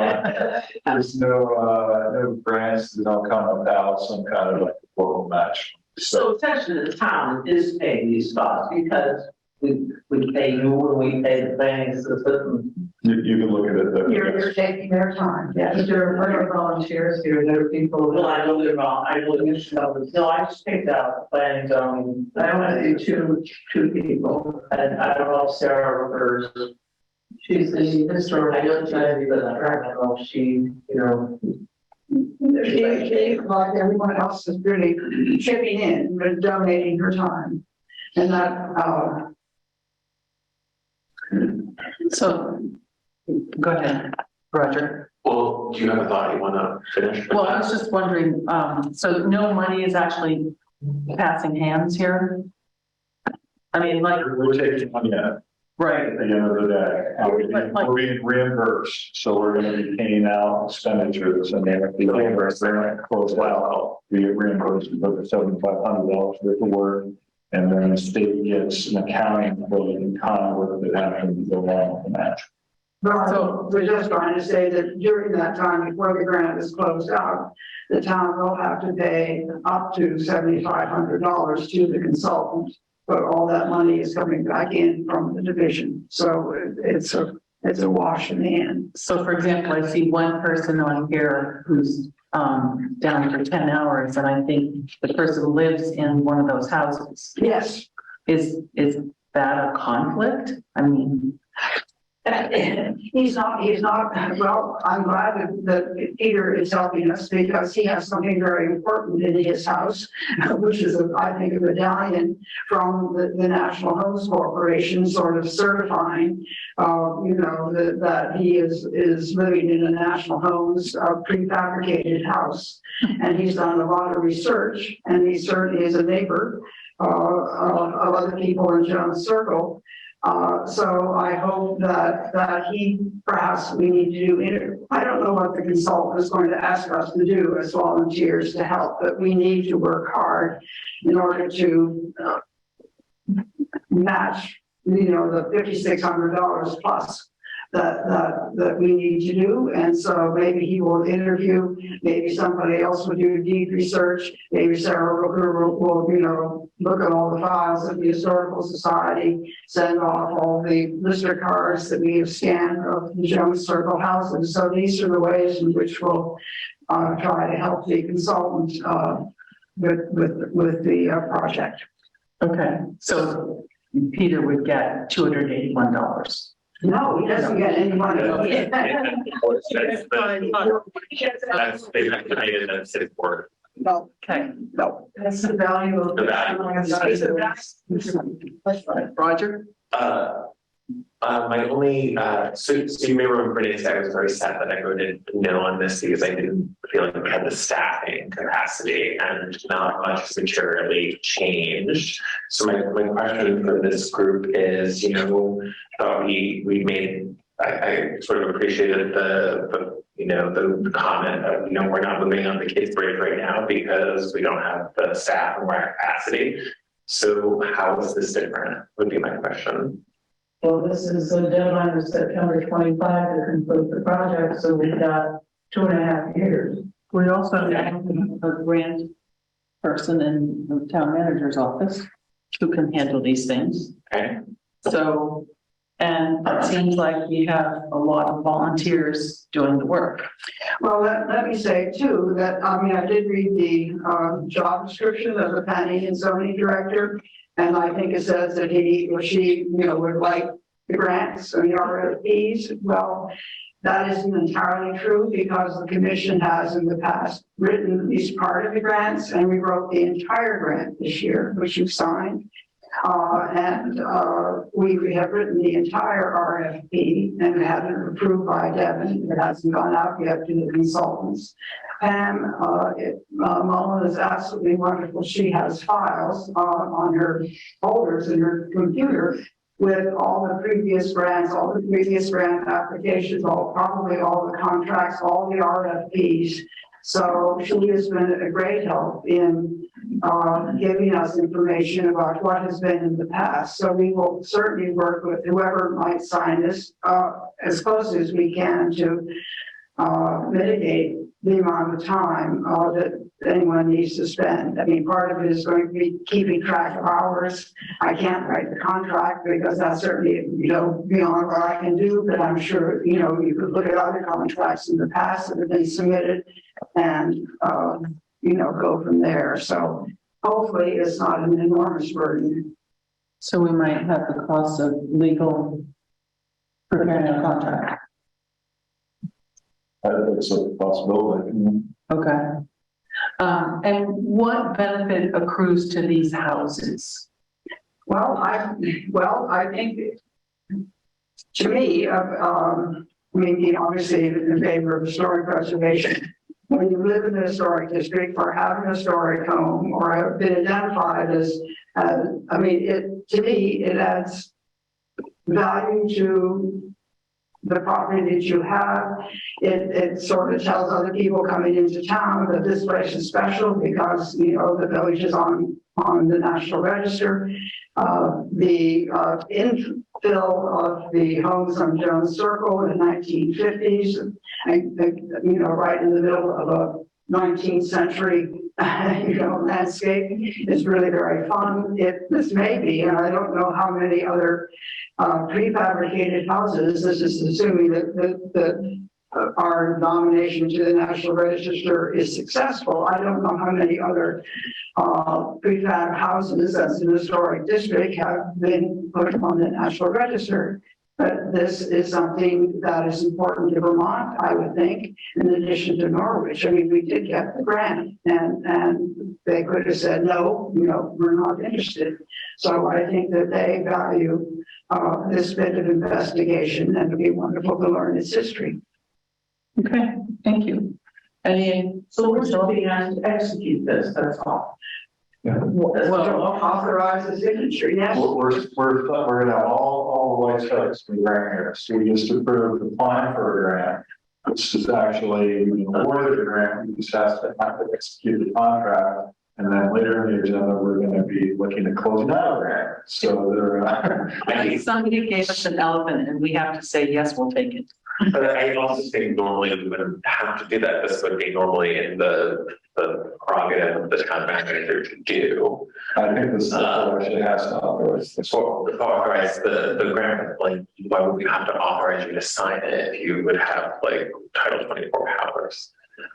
That's a good question. But Yeah, so I'm happy to do it, but all discussion is really sort of the ordinary. All right, so we call the question. Oh, we have a motion. I move to execute the grant agreement for the Jones Circle Historic District National Register nomination. Is there a second? I'll second. That was Pam? Pam, yes. Okay. Call the question. All in favor? Unanimous. Thank you very much. Thank you. All. Thanks for coming in. Safe trip home. All right, Now we're back to 14. now we're back to 14.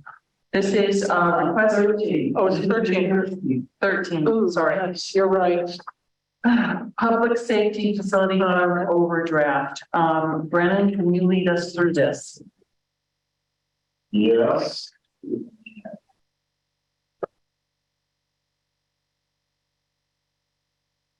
So what was in the? Which one? I'm sorry. Well, It's number 13. 13, safety facility. Okay.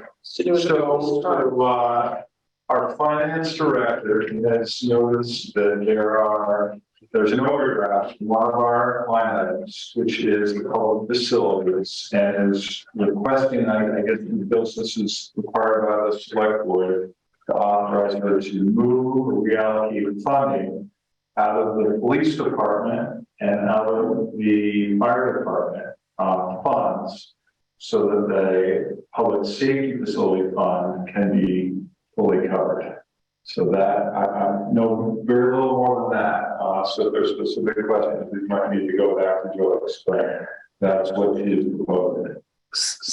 My only question is, I would be, is it only voters who have the authority to move one fund from one reserve fund to another? Obviously, we have the authority to extend anything from any given reserve fund, but I don't know if we have the authority to transfer funds.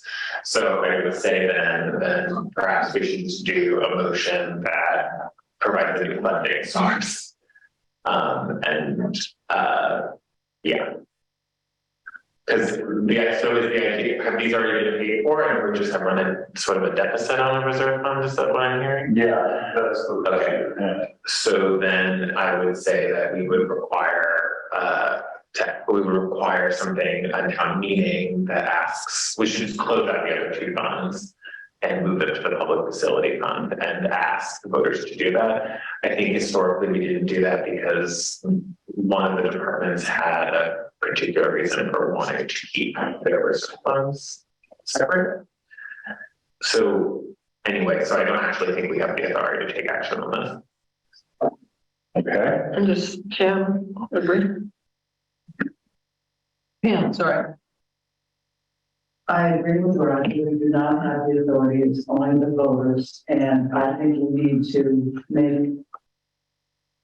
do a comprehensive study of all of these funds and whether they are still active and needed, or should we be closing them out and asking the voters to repurpose them for something else? I went back and looked at what was approved at the select board meeting on August 10th. The request came from Ron Francis. Suggested motion was that the town manager purchase 3 15-inch solar powered traffic logic signs with source wall, including a 3-year warranty, poles and necessary hardware for people purchase from not to exceed $12,000 to be paid out of the public safety facility fund. And then it gave an account number for speed signs out of the community policing budget. So it was contradictory. The public safety facility fund had $0 in it. This had $0 in it since we borrowed $242,000 to pay off a shortfall for work that was done over and above what was approved by the voters. So the speed sign, we budgeted $2,000 a year. We spend $6,000 a year on electricity.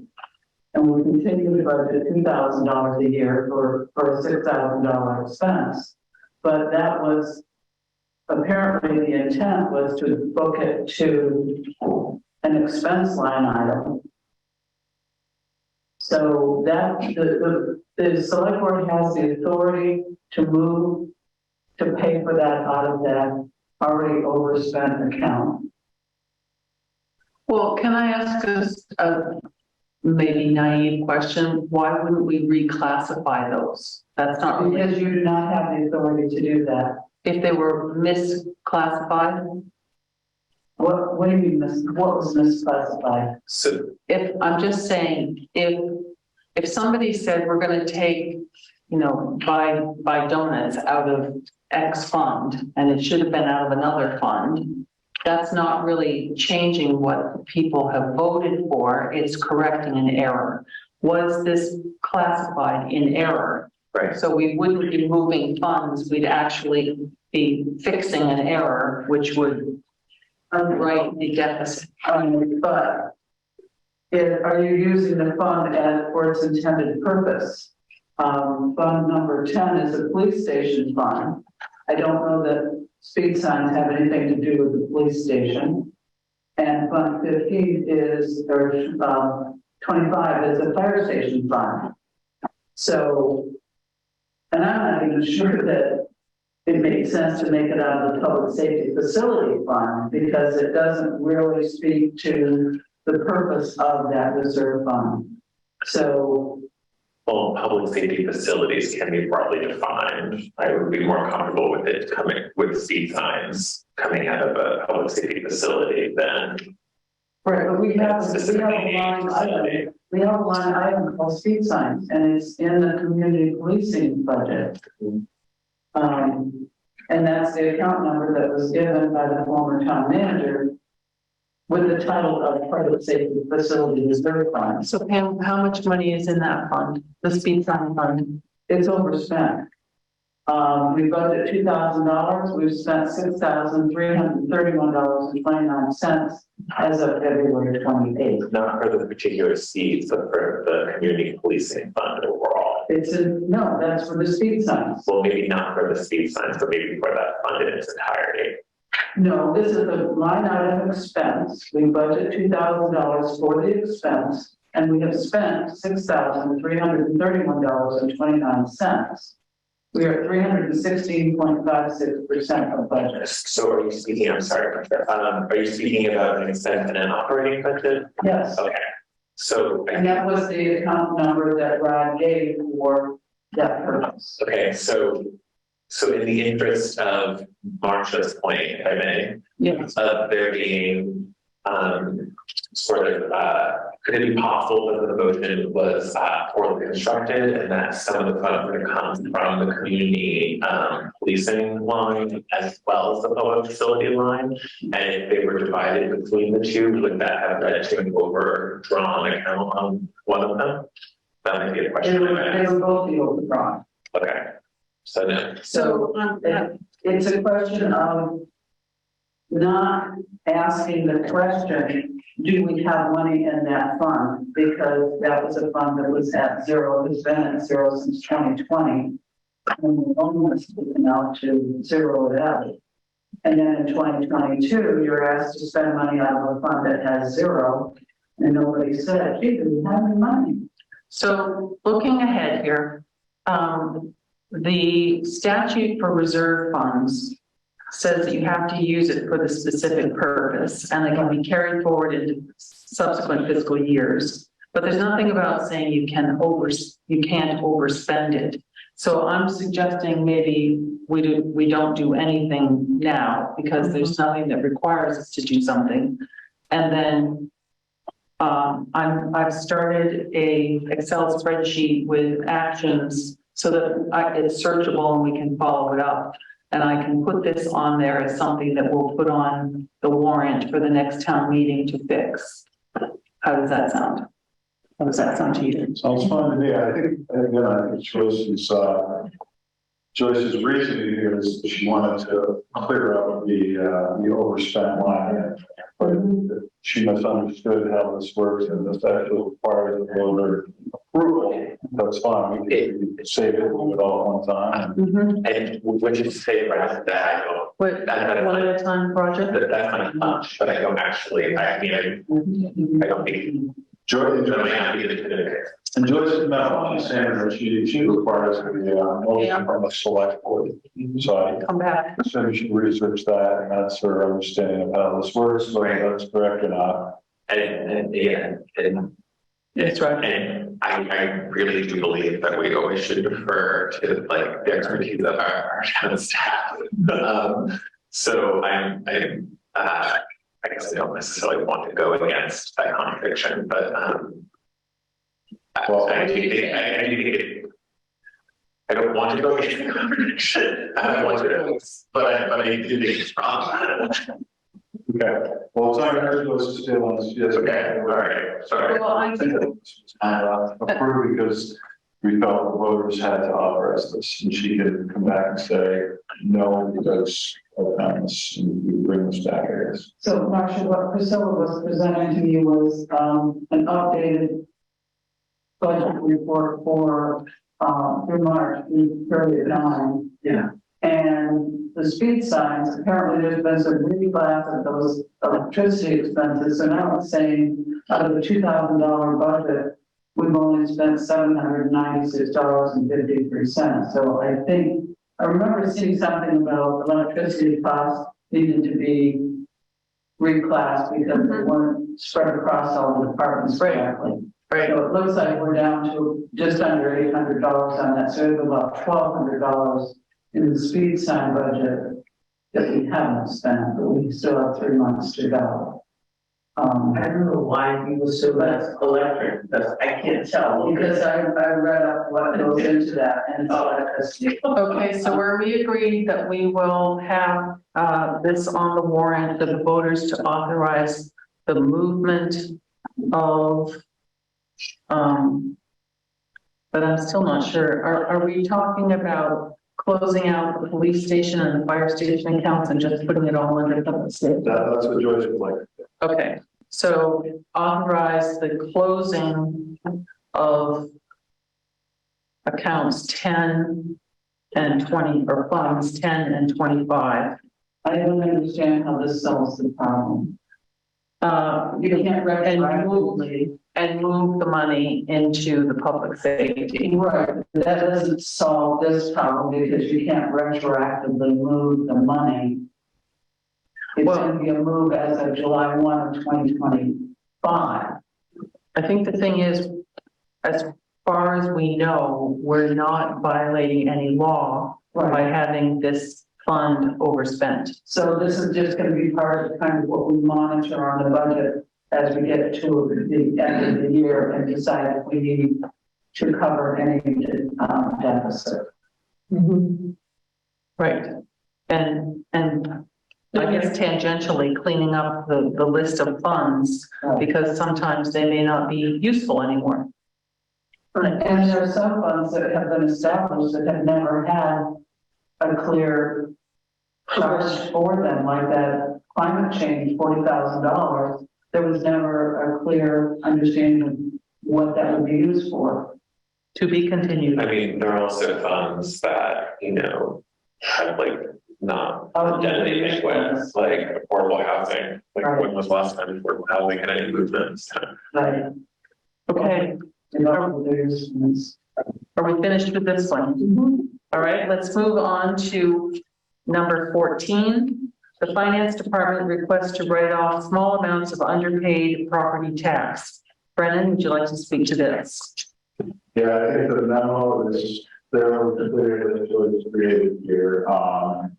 There are small amounts of money sitting there in accounts, which you probably don't want in some cases sending out postage to try to collect. So Joyce's thought here is we can pick a number, either $2 collect, $5 collect, that we would just basically write off as a small amount, and that would just clean up the books on her end.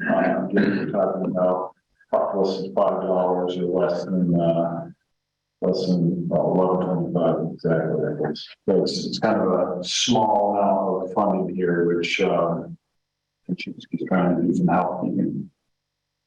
Good. Any questions, concerns? What's the authority of the select board to do that? I don't know. This came again from Joyce feeling that she wasn't authorized just to do it. This would be something we would do. In this case, it's a one-time with select board approval, and then it's to be written into a policy as her second piece, which we're not asking to do tonight, but when we review and reaffirm policies, that would be the reason. That would be the motive. Roger? This is tax collector. Yes. Okay, so the tax collector has historically been the town manager, but given the unique situation of the agreement, that's why I say it's before us. So I would say that this is maybe something under the authority of the delinquent tax collector to do, but Well, since we set the town tax, I would sort of say, but now, collecting it, and we probably would have to think about this. but yes, so I would say it's before us because of just our unique circumstances, not because it normally would be. That's what I'm gonna say. I'm not sure because we do set the tax rate. But anyway, Priscilla. Should we ask our town treasurer if she has any thoughts on whether this is a good idea or a legal thing, whatever? I don't know. Ms. Treasurer, would you like to come to the podium? Sure, Cheryl Lindbergh. I did reach out to the Clerks and Treasurers Association listserv, which is valuable. And there was a couple of different recommendations that were made in that process. I do believe that the only authority that could exist for this, from what I read, was with the select board. That the delinquent tax collector doesn't actually have that authority. So again, basing this on a list survey thing. On the listserv, yeah. Yeah, and of course, clerks and treasurers that are helping their towns.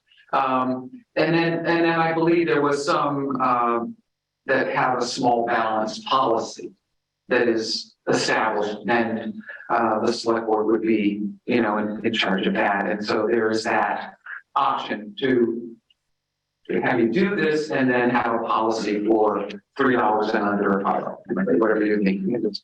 That's specifically what Joyce is requesting. And that's I think it should come from the delinquent tax collector, in my opinion, but again, it's coming through your staff person, so that's the only other minor.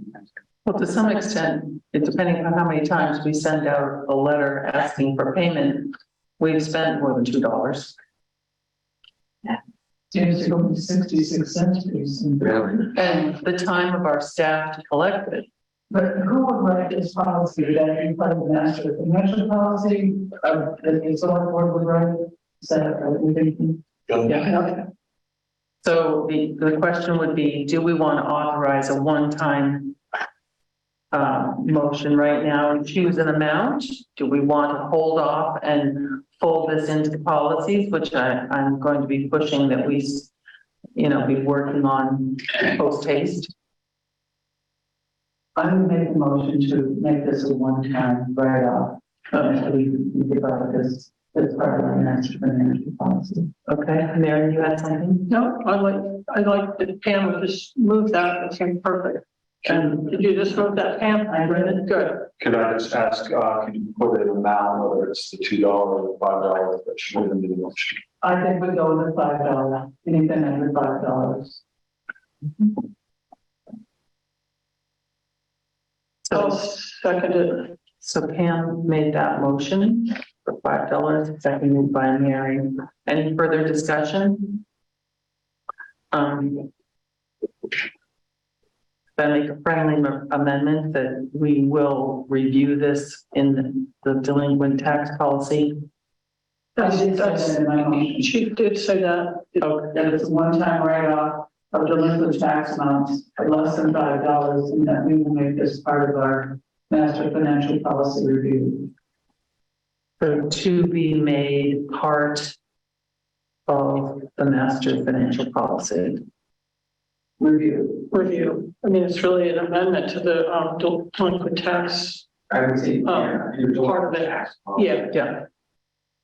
Delinquent tax policy. So that would be part of the master financial plan delinquent tax policy. Yes, you made a motion to agree to review it rather than, yeah, okay. Right, it is a one, right? One time and we need to talk about this. Okay. May I call the question? All in favor? Unanimous. Thank you very much. It's almost 9 o'clock. We're within a little bit of spitting distance, but does anyone need a bite stretch? Or should we just keep rolling? I think it would be good. I think a break would be nice, Okay, but not too long. 10-minute stretch, Or 5. 5-minute stretch. We will be back at 5 to 9.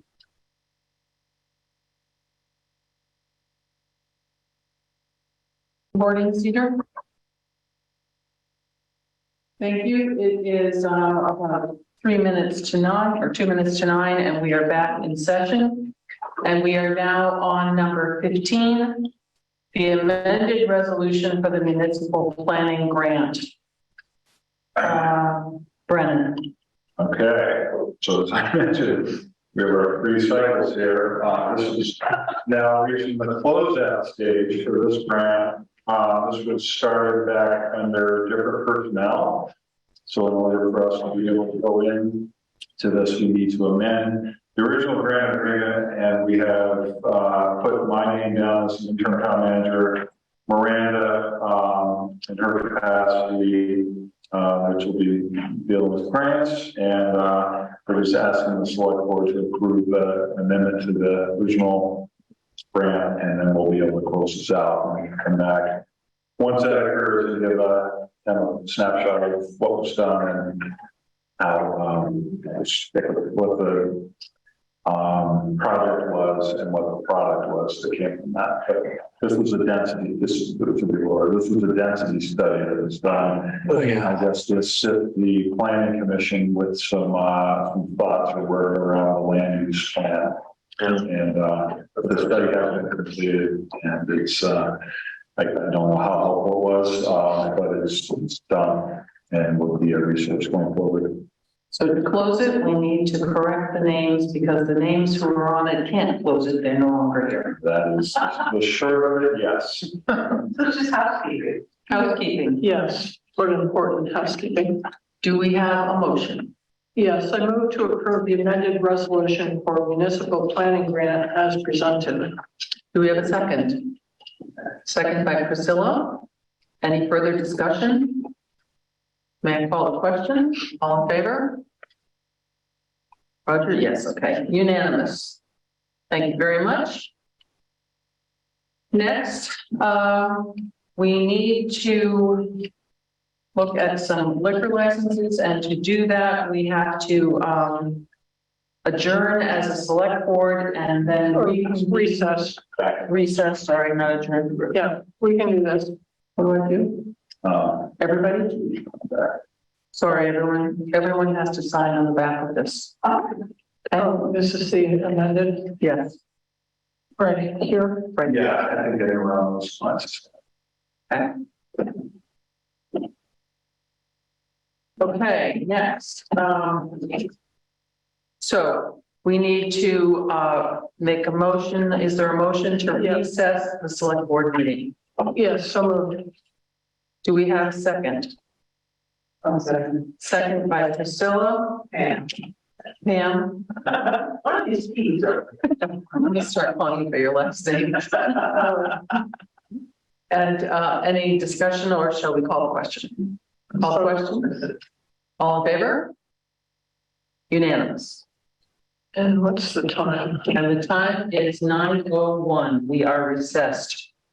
Is there a motion to now convene as the Norwich Liquor Commission? Oh, So moved by Priscilla.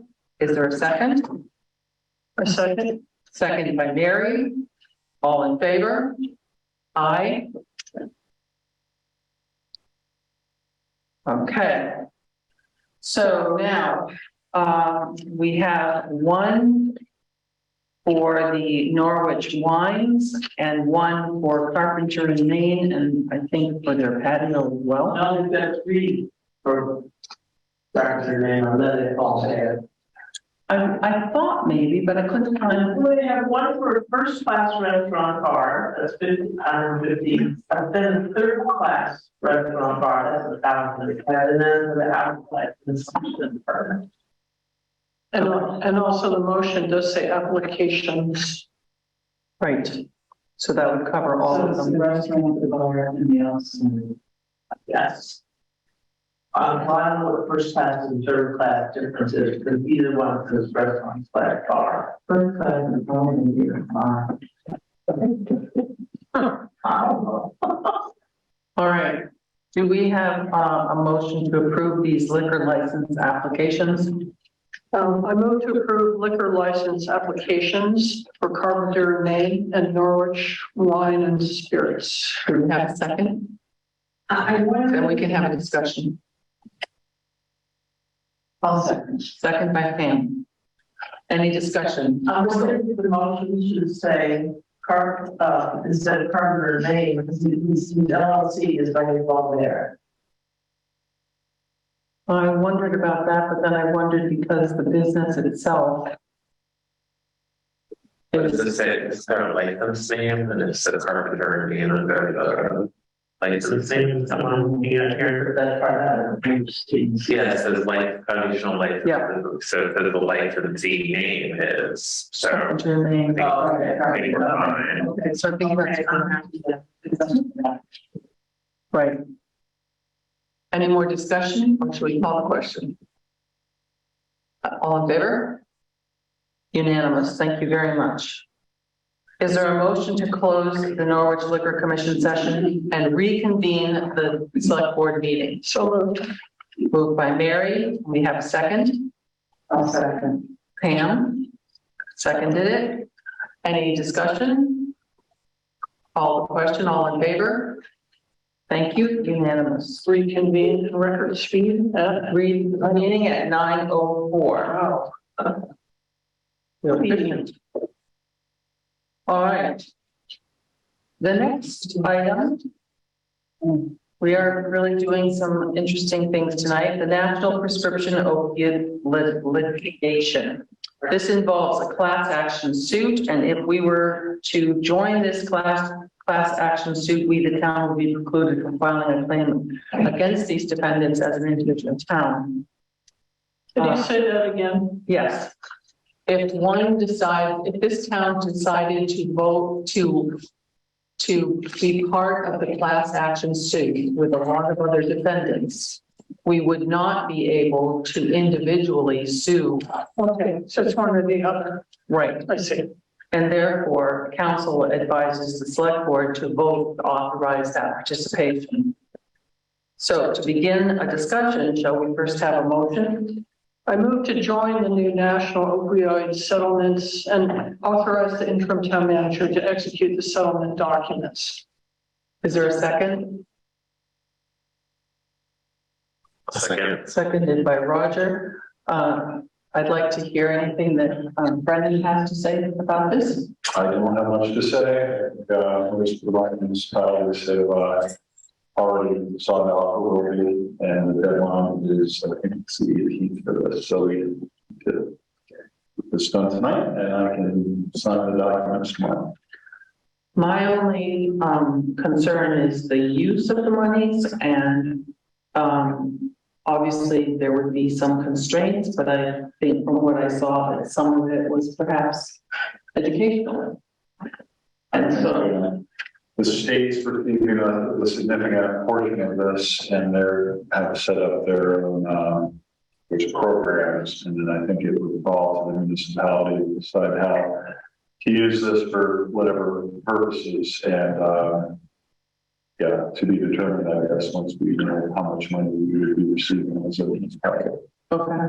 And so I would think that we would need to have this as an agenda item in the event that we're awarded any money to decide how to use it. Okay?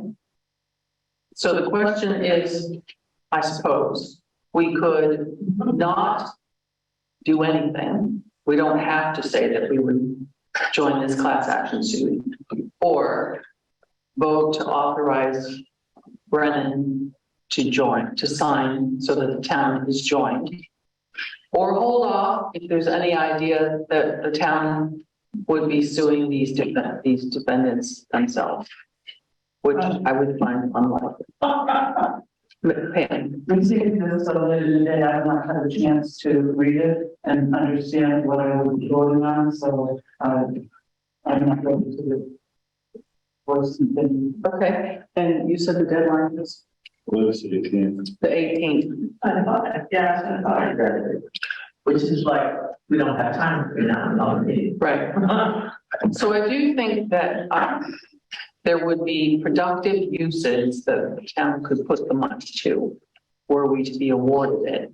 I think it is extremely unlikely that we would want to file any suit ourselves. That's just our legal bill. Well, I think the defendants are things like CVS and Walgreens. So I would call a question, I guess. All in favor of this, or Roger, did you have something else to say? No, maybe no, sorry. All right, all in favor?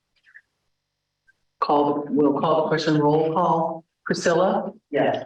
Pam? Same. Roger? Yes. Mary? Yes. Marcia, yes. Motion passes with one abstention. All right, under discussion items, I had just put in a draft that I did of an accounting, auditing, and financial reporting policy. I think also in there is the VLCT model, and it's kind of based on that. We have these policies ourselves. They're complex. They were last approved in 2020, and I think we need to review them. The cash receipts and petty cash and return check policy, same thing. I did this in conjunction with looking at those financial roles and responsibilities with the work that we've done with the task 2. And I've included those for that purpose, just so that we can start thinking about this. But I think we need to revisit these policies as soon as possible. And I would look to the board for a discussion, how you want to do this. The last time we did this, we sort of started one policy after another, and it was long and painful. We could maybe have 2 people work on a couple of them, but we did that before, and it was still long and painful. Mary, do you have a suggestion? No, I got a comment on the cash receipts, petty cash, and return check policy. Just that presented kind of assumes there will be cash. Like we had an idea about a debit card or an electronic system, and I noticed it does emphasize receipts. And I think that I've never seen a receipt out at a DPW, for instance. I just think that one might sort of need a modernization update. And I can't really speak to the other one that's more in the wheelhouse of financial people, the accounting, auditing, and financial reporting. I think that a good, strong, I'm going to call it template, but something of that nature that's recommended by VLCT or, our auditors goes a long way to kind of remove a lot of stuff that we would have to talk about. If we could get a really strong template for some of this, and then just focus on pieces that might be problematic. So, would you like me to just finish going through the VLCT models and sort of tweak them so that they're Norwich centric, and then present them juxtaposed with the ones that we have, so that you can all do some homework, look at it, and then come back? We could have so are you talking about getting into our master financial policy and doing side by side? I see. Well, maybe. But there's still going to be a lot to that, right?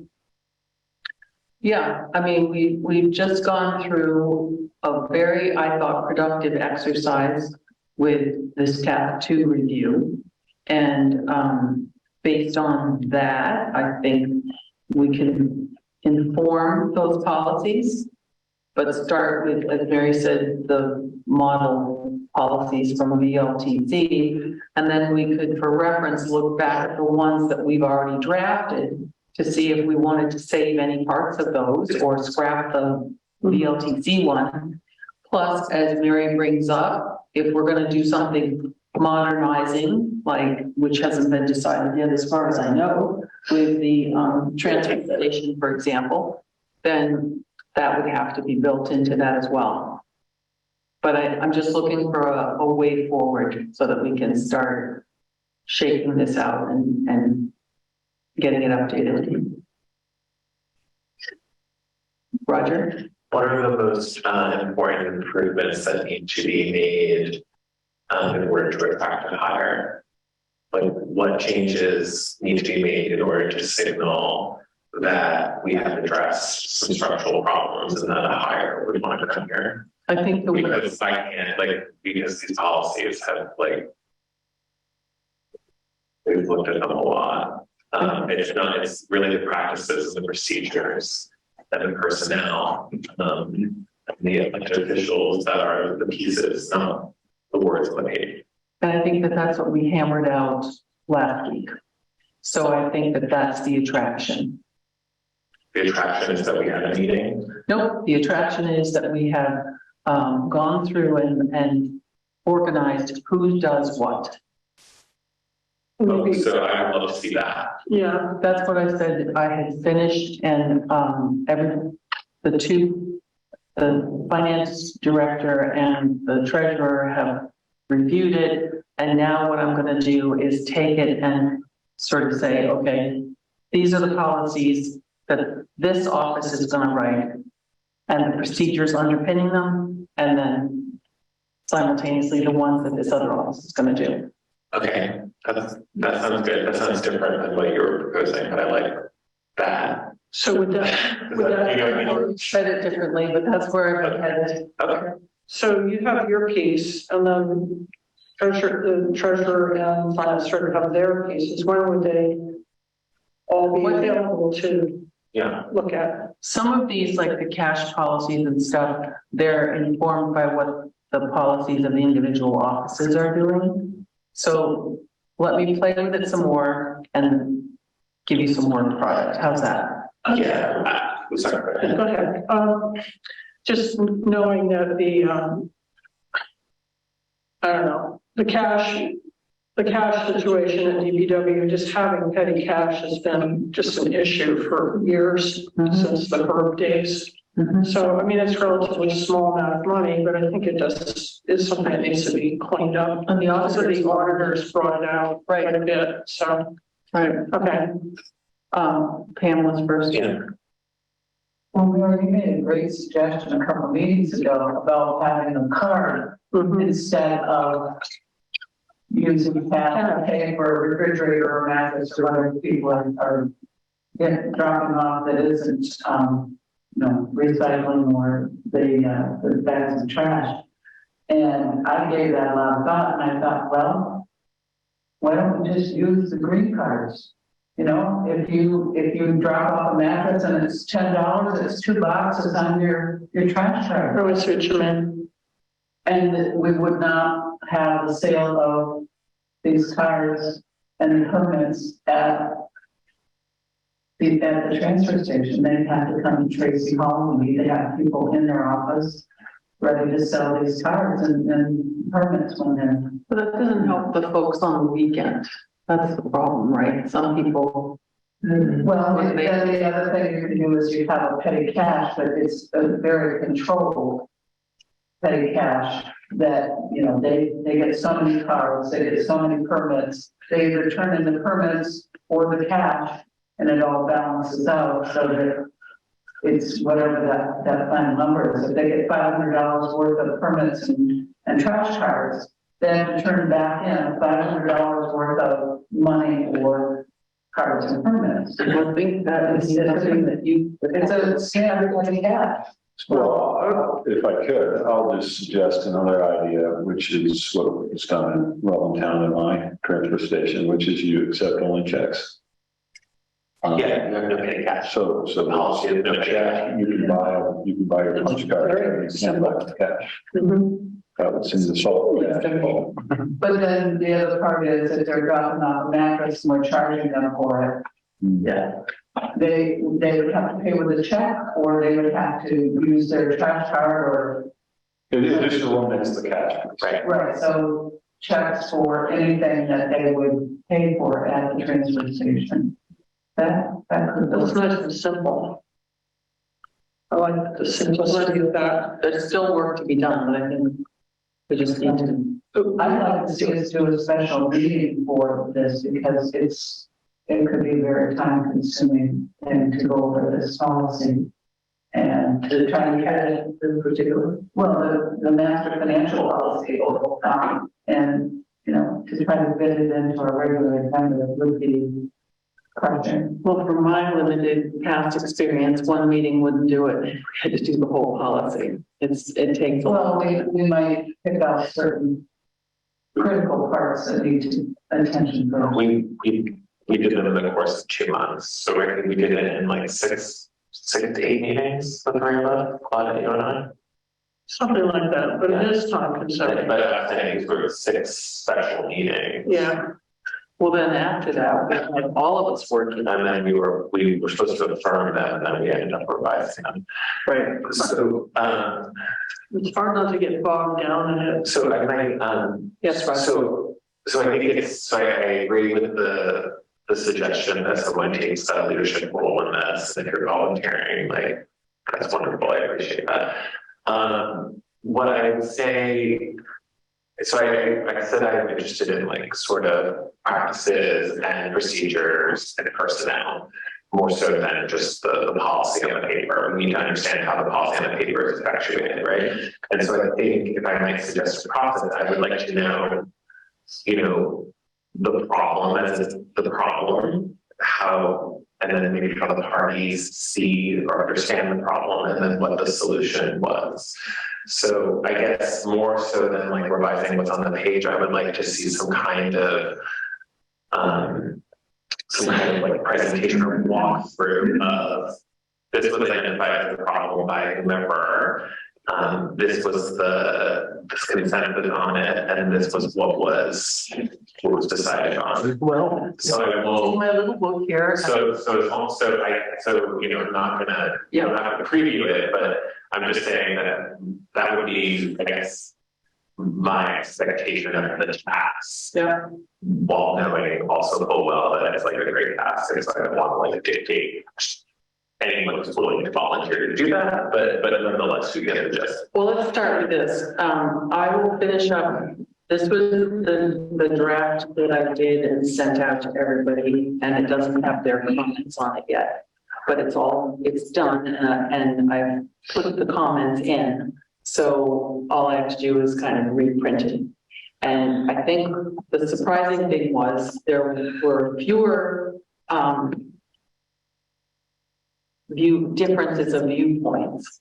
And I think what we have now is a clear path for each office of how they operate and how they intersect. I'd like to see the, just see the paper. Sounds good. Sounds very good.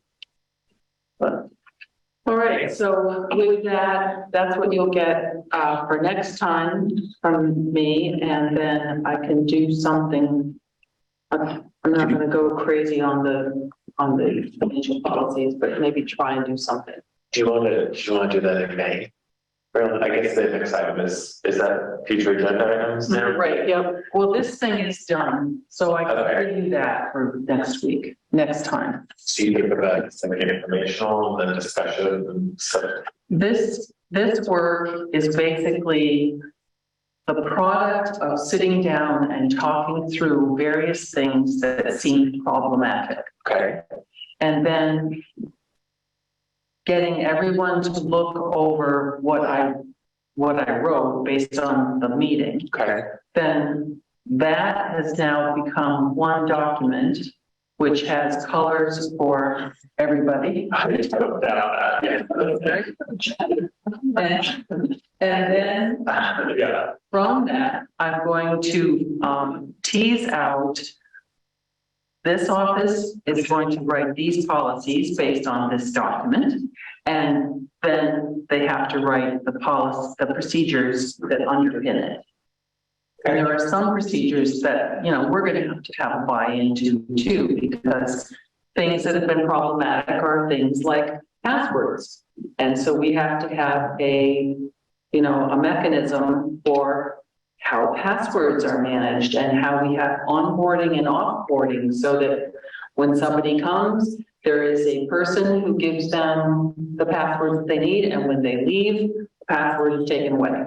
So all of those things that are just sort of natural in bigger organizations, I think we can easily employ. And some of it might cross over in personnel, because the password, that's right, part sounds like a personnel. Yeah, like you can't call the number and give them whatever password. That's where I think we get involved. Yeah. Right.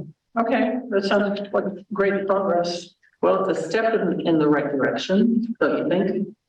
I thought it was very, Yeah. Perfect. I am grateful. All right, so that brings us to the next meeting, which we already know we're going to talk about the interim town manager contract. The, and I guess as a byproduct of that, we can maybe start talking about the search. And then police issues. What are police issues? Like, what does that mean? That's, what does that mean? Do we have an expenditure request, spending request? How about that? Okay, so that's not an issue, that's. Well, issue maybe. That's an expenditure. Or negative, but yeah, there is some discussion about, using funds for, different purposes. and then I think the elephant on the table. That's very okay. Okay, it's fine. I accept that. Cool. Well, Can't wait. Yeah, it's gonna be great. and I also think that the elephant on the table is that we had the advisory vote, and I think that we just need to make a decision and a statement about how we think about that advisory vote. But that is separate, but that's why I put down the issues, because I think there's going to be a presentation by the chief about things he needs or whatever, and then this, but that's why I assume you body cameras is not the issue. You're gonna have to wait. Okay, great.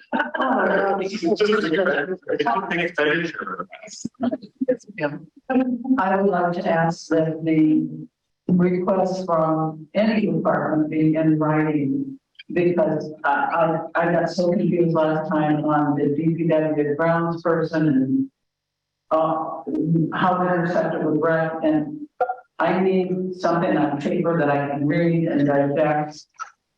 And I want to make evidence-based decisions, and if I'm just listening to people talking, I can't keep up with it. I need it on paper.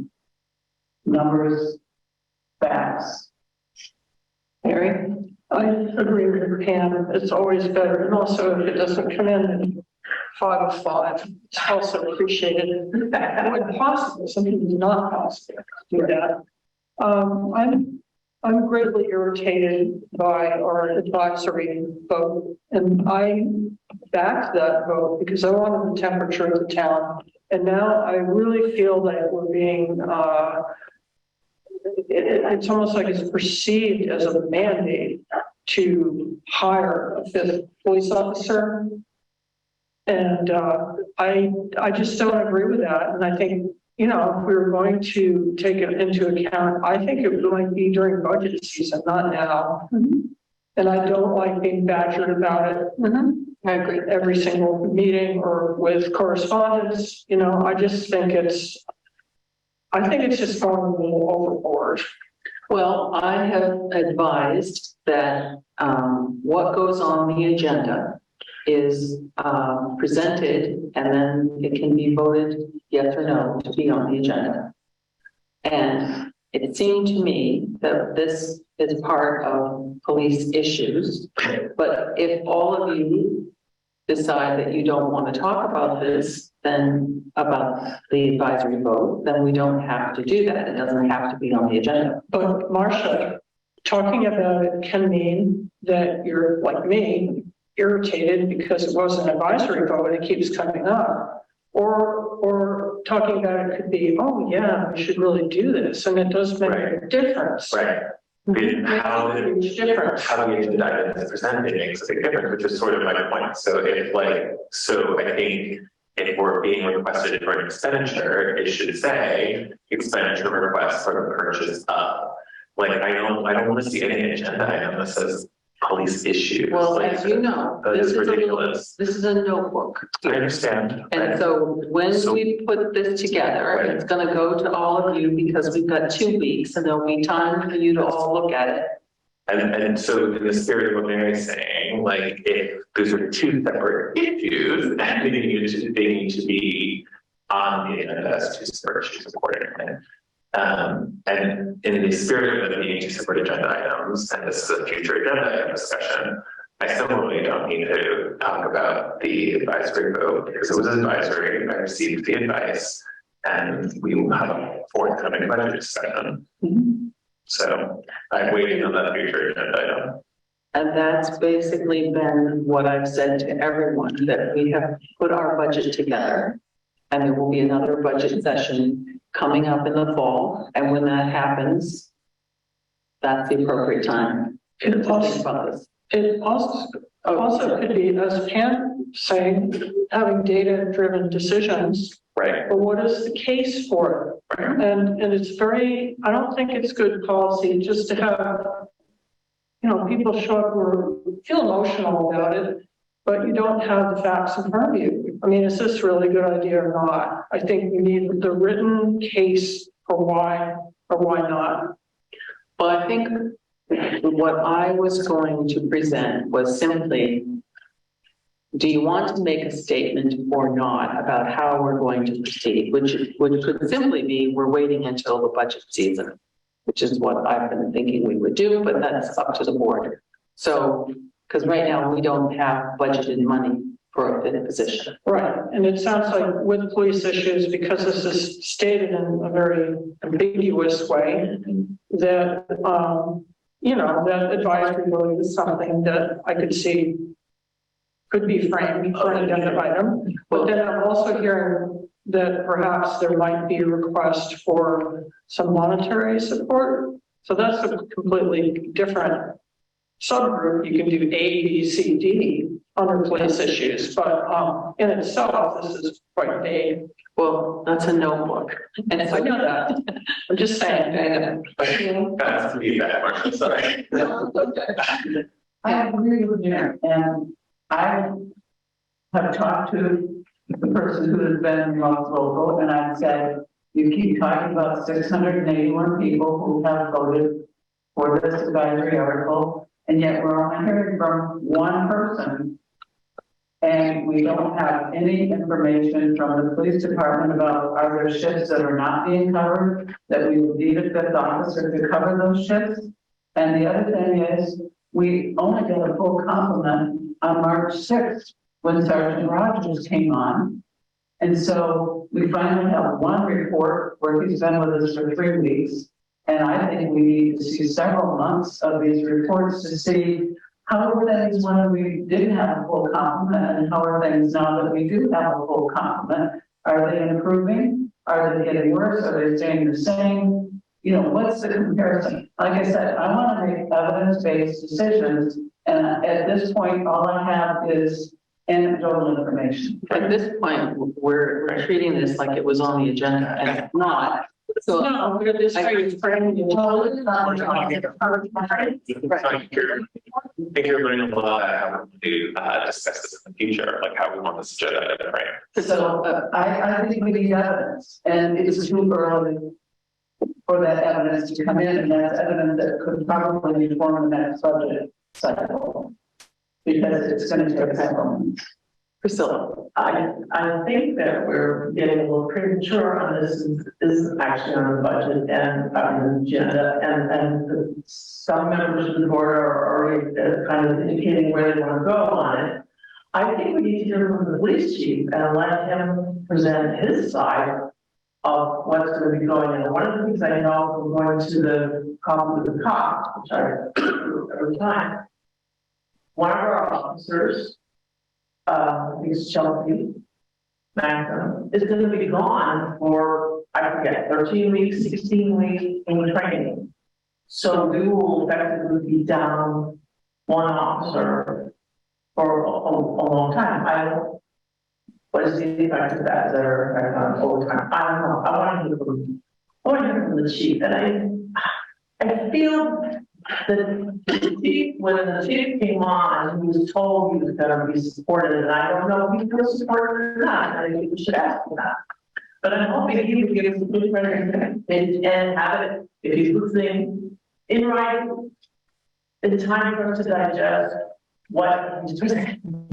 Well, his supervisor is listening, so. Last time I said, we haven't seen a shift schedule, we don't know what's being done, but it's. So that's part of what we need to learn. No, I think it's good to give them a chunk of time on the agenda. So, I agree with that, ladies and gentlemen. So next week, we are going to have. Next meeting. I mean, I don't know what I mean more because, I agree with Shannon on this board and bitches about it. I know, it's, Yeah, by the long tenure, so that's, well, makes time. So we are going to have something that will be framed by the town manager for hearing, I don't know how you're going to write it, but from the police chief. Okay? And then How about the memo from the police? a memo from the police, that would be good. and it would be great if it appeared in the packet before it appeared on the list. That would be wonderful. I think everyone on this said that. Okay, Like in the packet, like so it appears before the board, before it appears before the public. That would be great. okay, so a police chief memo in the packet first. And then, second of all, I'm hearing 3 people say that they want to wait until at least the budget season and have more data before there's a discussion about the police officer. Yes. Is that correct? Okay, so we could put that in the minutes that based on the majority of the board, there will be a request for evidence-based information in time for budget season and the issue of a 5th police officer. That was inelegantly put, but you get the gist. Then the next item on my notebook is HR and personnel policies, and that gets to what we were just talking about and blends in the financial policies and procedures. And then I'm sure that a lot of things will come in the door of the town manager's office, which will be added to this.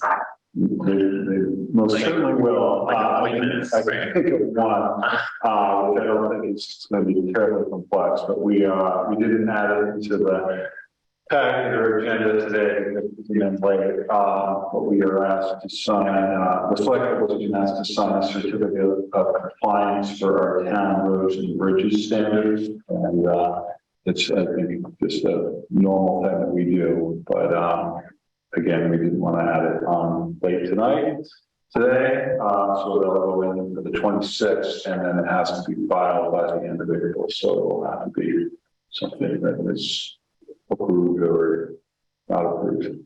Okay. So, and Brendan, is there a plan for appointments? Because I saw an advertisement when that was great. Yeah, that's also something that will, I think, be, I assume the way it's normally done is we will accept applications up to a certain period of time. Those will then go into the packet or reviewed by the select board, and then the 26th will have to have probably a pretty significant amount of time for those to be discussed and appointed. Right, so I guess what I'm saying is I'll defer to you and Marsha, that could easily take 2 hours. We also have the finance report coming in the second meeting of the month. I would like to request that the report that is provided to us be a report from NEMRIC, our financial Bible. I don't want to see reports out of spreadsheets because we've already proven that entry errors have happened. Well, Pam, what we determined through our work was that everything is coming from NEMRIC. But as I suspected, there are three ways actually, one is an old-fashioned way, that you can get a report. One is a PDF, and that's what you've seen, and the other is an Excel spreadsheet. And the Excel spreadsheet has been the preference of the board, in which we can talk about it going forward. And the reason is because the finance director has put in, using Excel, little pie charts and graphs and things that the board has liked. So it's all coming from NEMRIC. The thing that is not in NEMRIC right now is, give me the name of it. The revenue budget numbers. The revenue budget numbers. Those will be put in there. And when they are put in there, then when you press that button that you like, that gives you the PDF and has 3 columns, then it would be filled in. But the prior financial director used an Excel workbook to keep track of those. Say it again, I'm so sorry, I'm tired. Yeah. Well, the revenue and expenditure both were part of the Excel workbook. But So they're not being exported, they're being manually entered, and the entries can be entered incorrectly. And they have, we really went over this, and there wasn't a manual entry that I was told about, and I'll send you this so you can see the answers. I was comfortable, and trust me, I asked a lot of questions, I think, to figure out how things were getting into the system, what was missing, why the reports looked differently. And I think there was fewer discrepancies than you might have thought. Yes, Mary. Can I talk about something different? Okay. I'll pause this. I was noticing on the VLCT sort of little news letter that they put out that they were reminding about ARPA reports. And I just wanted to bring that up. And I've been hearing that the portal is just difficult to access. And that possibly, Brennan, your name needs to be on it instead of Rod's. Yeah. So I don't know how onerous that's going to be, but the deadline kind of freaked me out. It's on April 30th. He's on it. Go ahead. So We're on it. you're on it. It's Okay. might be going to be difficult and cumbersome to switch people around, but we're on. Okay, thank you. And if I'd like to hear about it, when the dust settles. So maybe by this meeting, I'd like to hear more about that. I advise that we should go around this meeting on these things. As well as possible. Just instead, just because her job description now is appropriate for that, and also she has a status that's just, her status. One of the things that And then we want to change again if we get a different head manager or even And so. this goes to my concern about passwords, because the password went away with Rod. And that's the problem. It may very well have been in the transition document. I don't think it was, but we can look again. So the way that works is, I don't entirely need to know what's other than I've seen that. The internal piece here, she gives it 3 roles that are filled within this. So there's an administrative assistant, administrative oversight, which is like the top, and then there's assignments of 2 lesser roles. One can fill out a form, one can submit the forms. They can be all the same person, or they could be multiple people. So once we figure out how to get changed over from what we think is Rod, we don't even know that that's the case, but I believe he was probably the top person there at one point last year. Then I think we can have a discussion of who should be the second or the third, or it should be multiple people, or if it should just be one person that has complete authority over it and the ability to switch them out if somehow there's a change in personnel. And I gave them permission. Okay, great. And so in reference, and the only thing I do knowledge I have is that it requires a phone call for the authorization, and you, at the time, he was on hold for like hours. The treasurers. Yeah, so just so you know, the investment of your future time, like, so you're gonna like. This will not be Okay. easy. All right, so And maybe- I'm sure you are experienced with that, but I'm just anecdotally, like, it takes hours. Maybe someone could babysit the phone rather than Todd and Brennan. I'm not kidding, you know. Well, Take we it over. are on hold yet, so. Don't end. They're waiting on the conflict, we can figure this out. Okay. And it's on the treasury role, which I'm not looking forward to at all, but we'll figure it out. Okay, cool. So we've got the committee appointments next week. Do we have a new person hired? Oh, yeah, so I'll just say this. So we have a gentleman named Randy Bombard, who was approved at the last select board meeting, who started on Monday and was a contracted Robert Half employee. So he's here being trained right now with Joyce. He will be here with Joyce over the next 3 weeks until the end of the month, and then we're hoping that he is able to carry the torch forward. Great. How long is their contract? So his contract, I believe, is to the end of June. July, okay. Sure. Yeah. Okay, perfect. So I think we pretty much got our April 26th agenda, but you'll still see it in a draft. Yeah.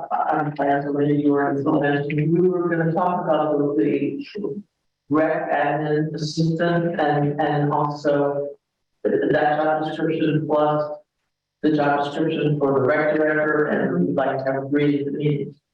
Right. Thank you. You're right. Sorry. Good catch. Yep. Bring your pajamas and toothbrush. That would be something. I think I'm going to object. If there's nothing further, I would accept a motion to adjourn. Oh, someone. Seconded by Pam. All in favor? Oh, yeah. Unanimous. Thank you very much, everyone. Good night.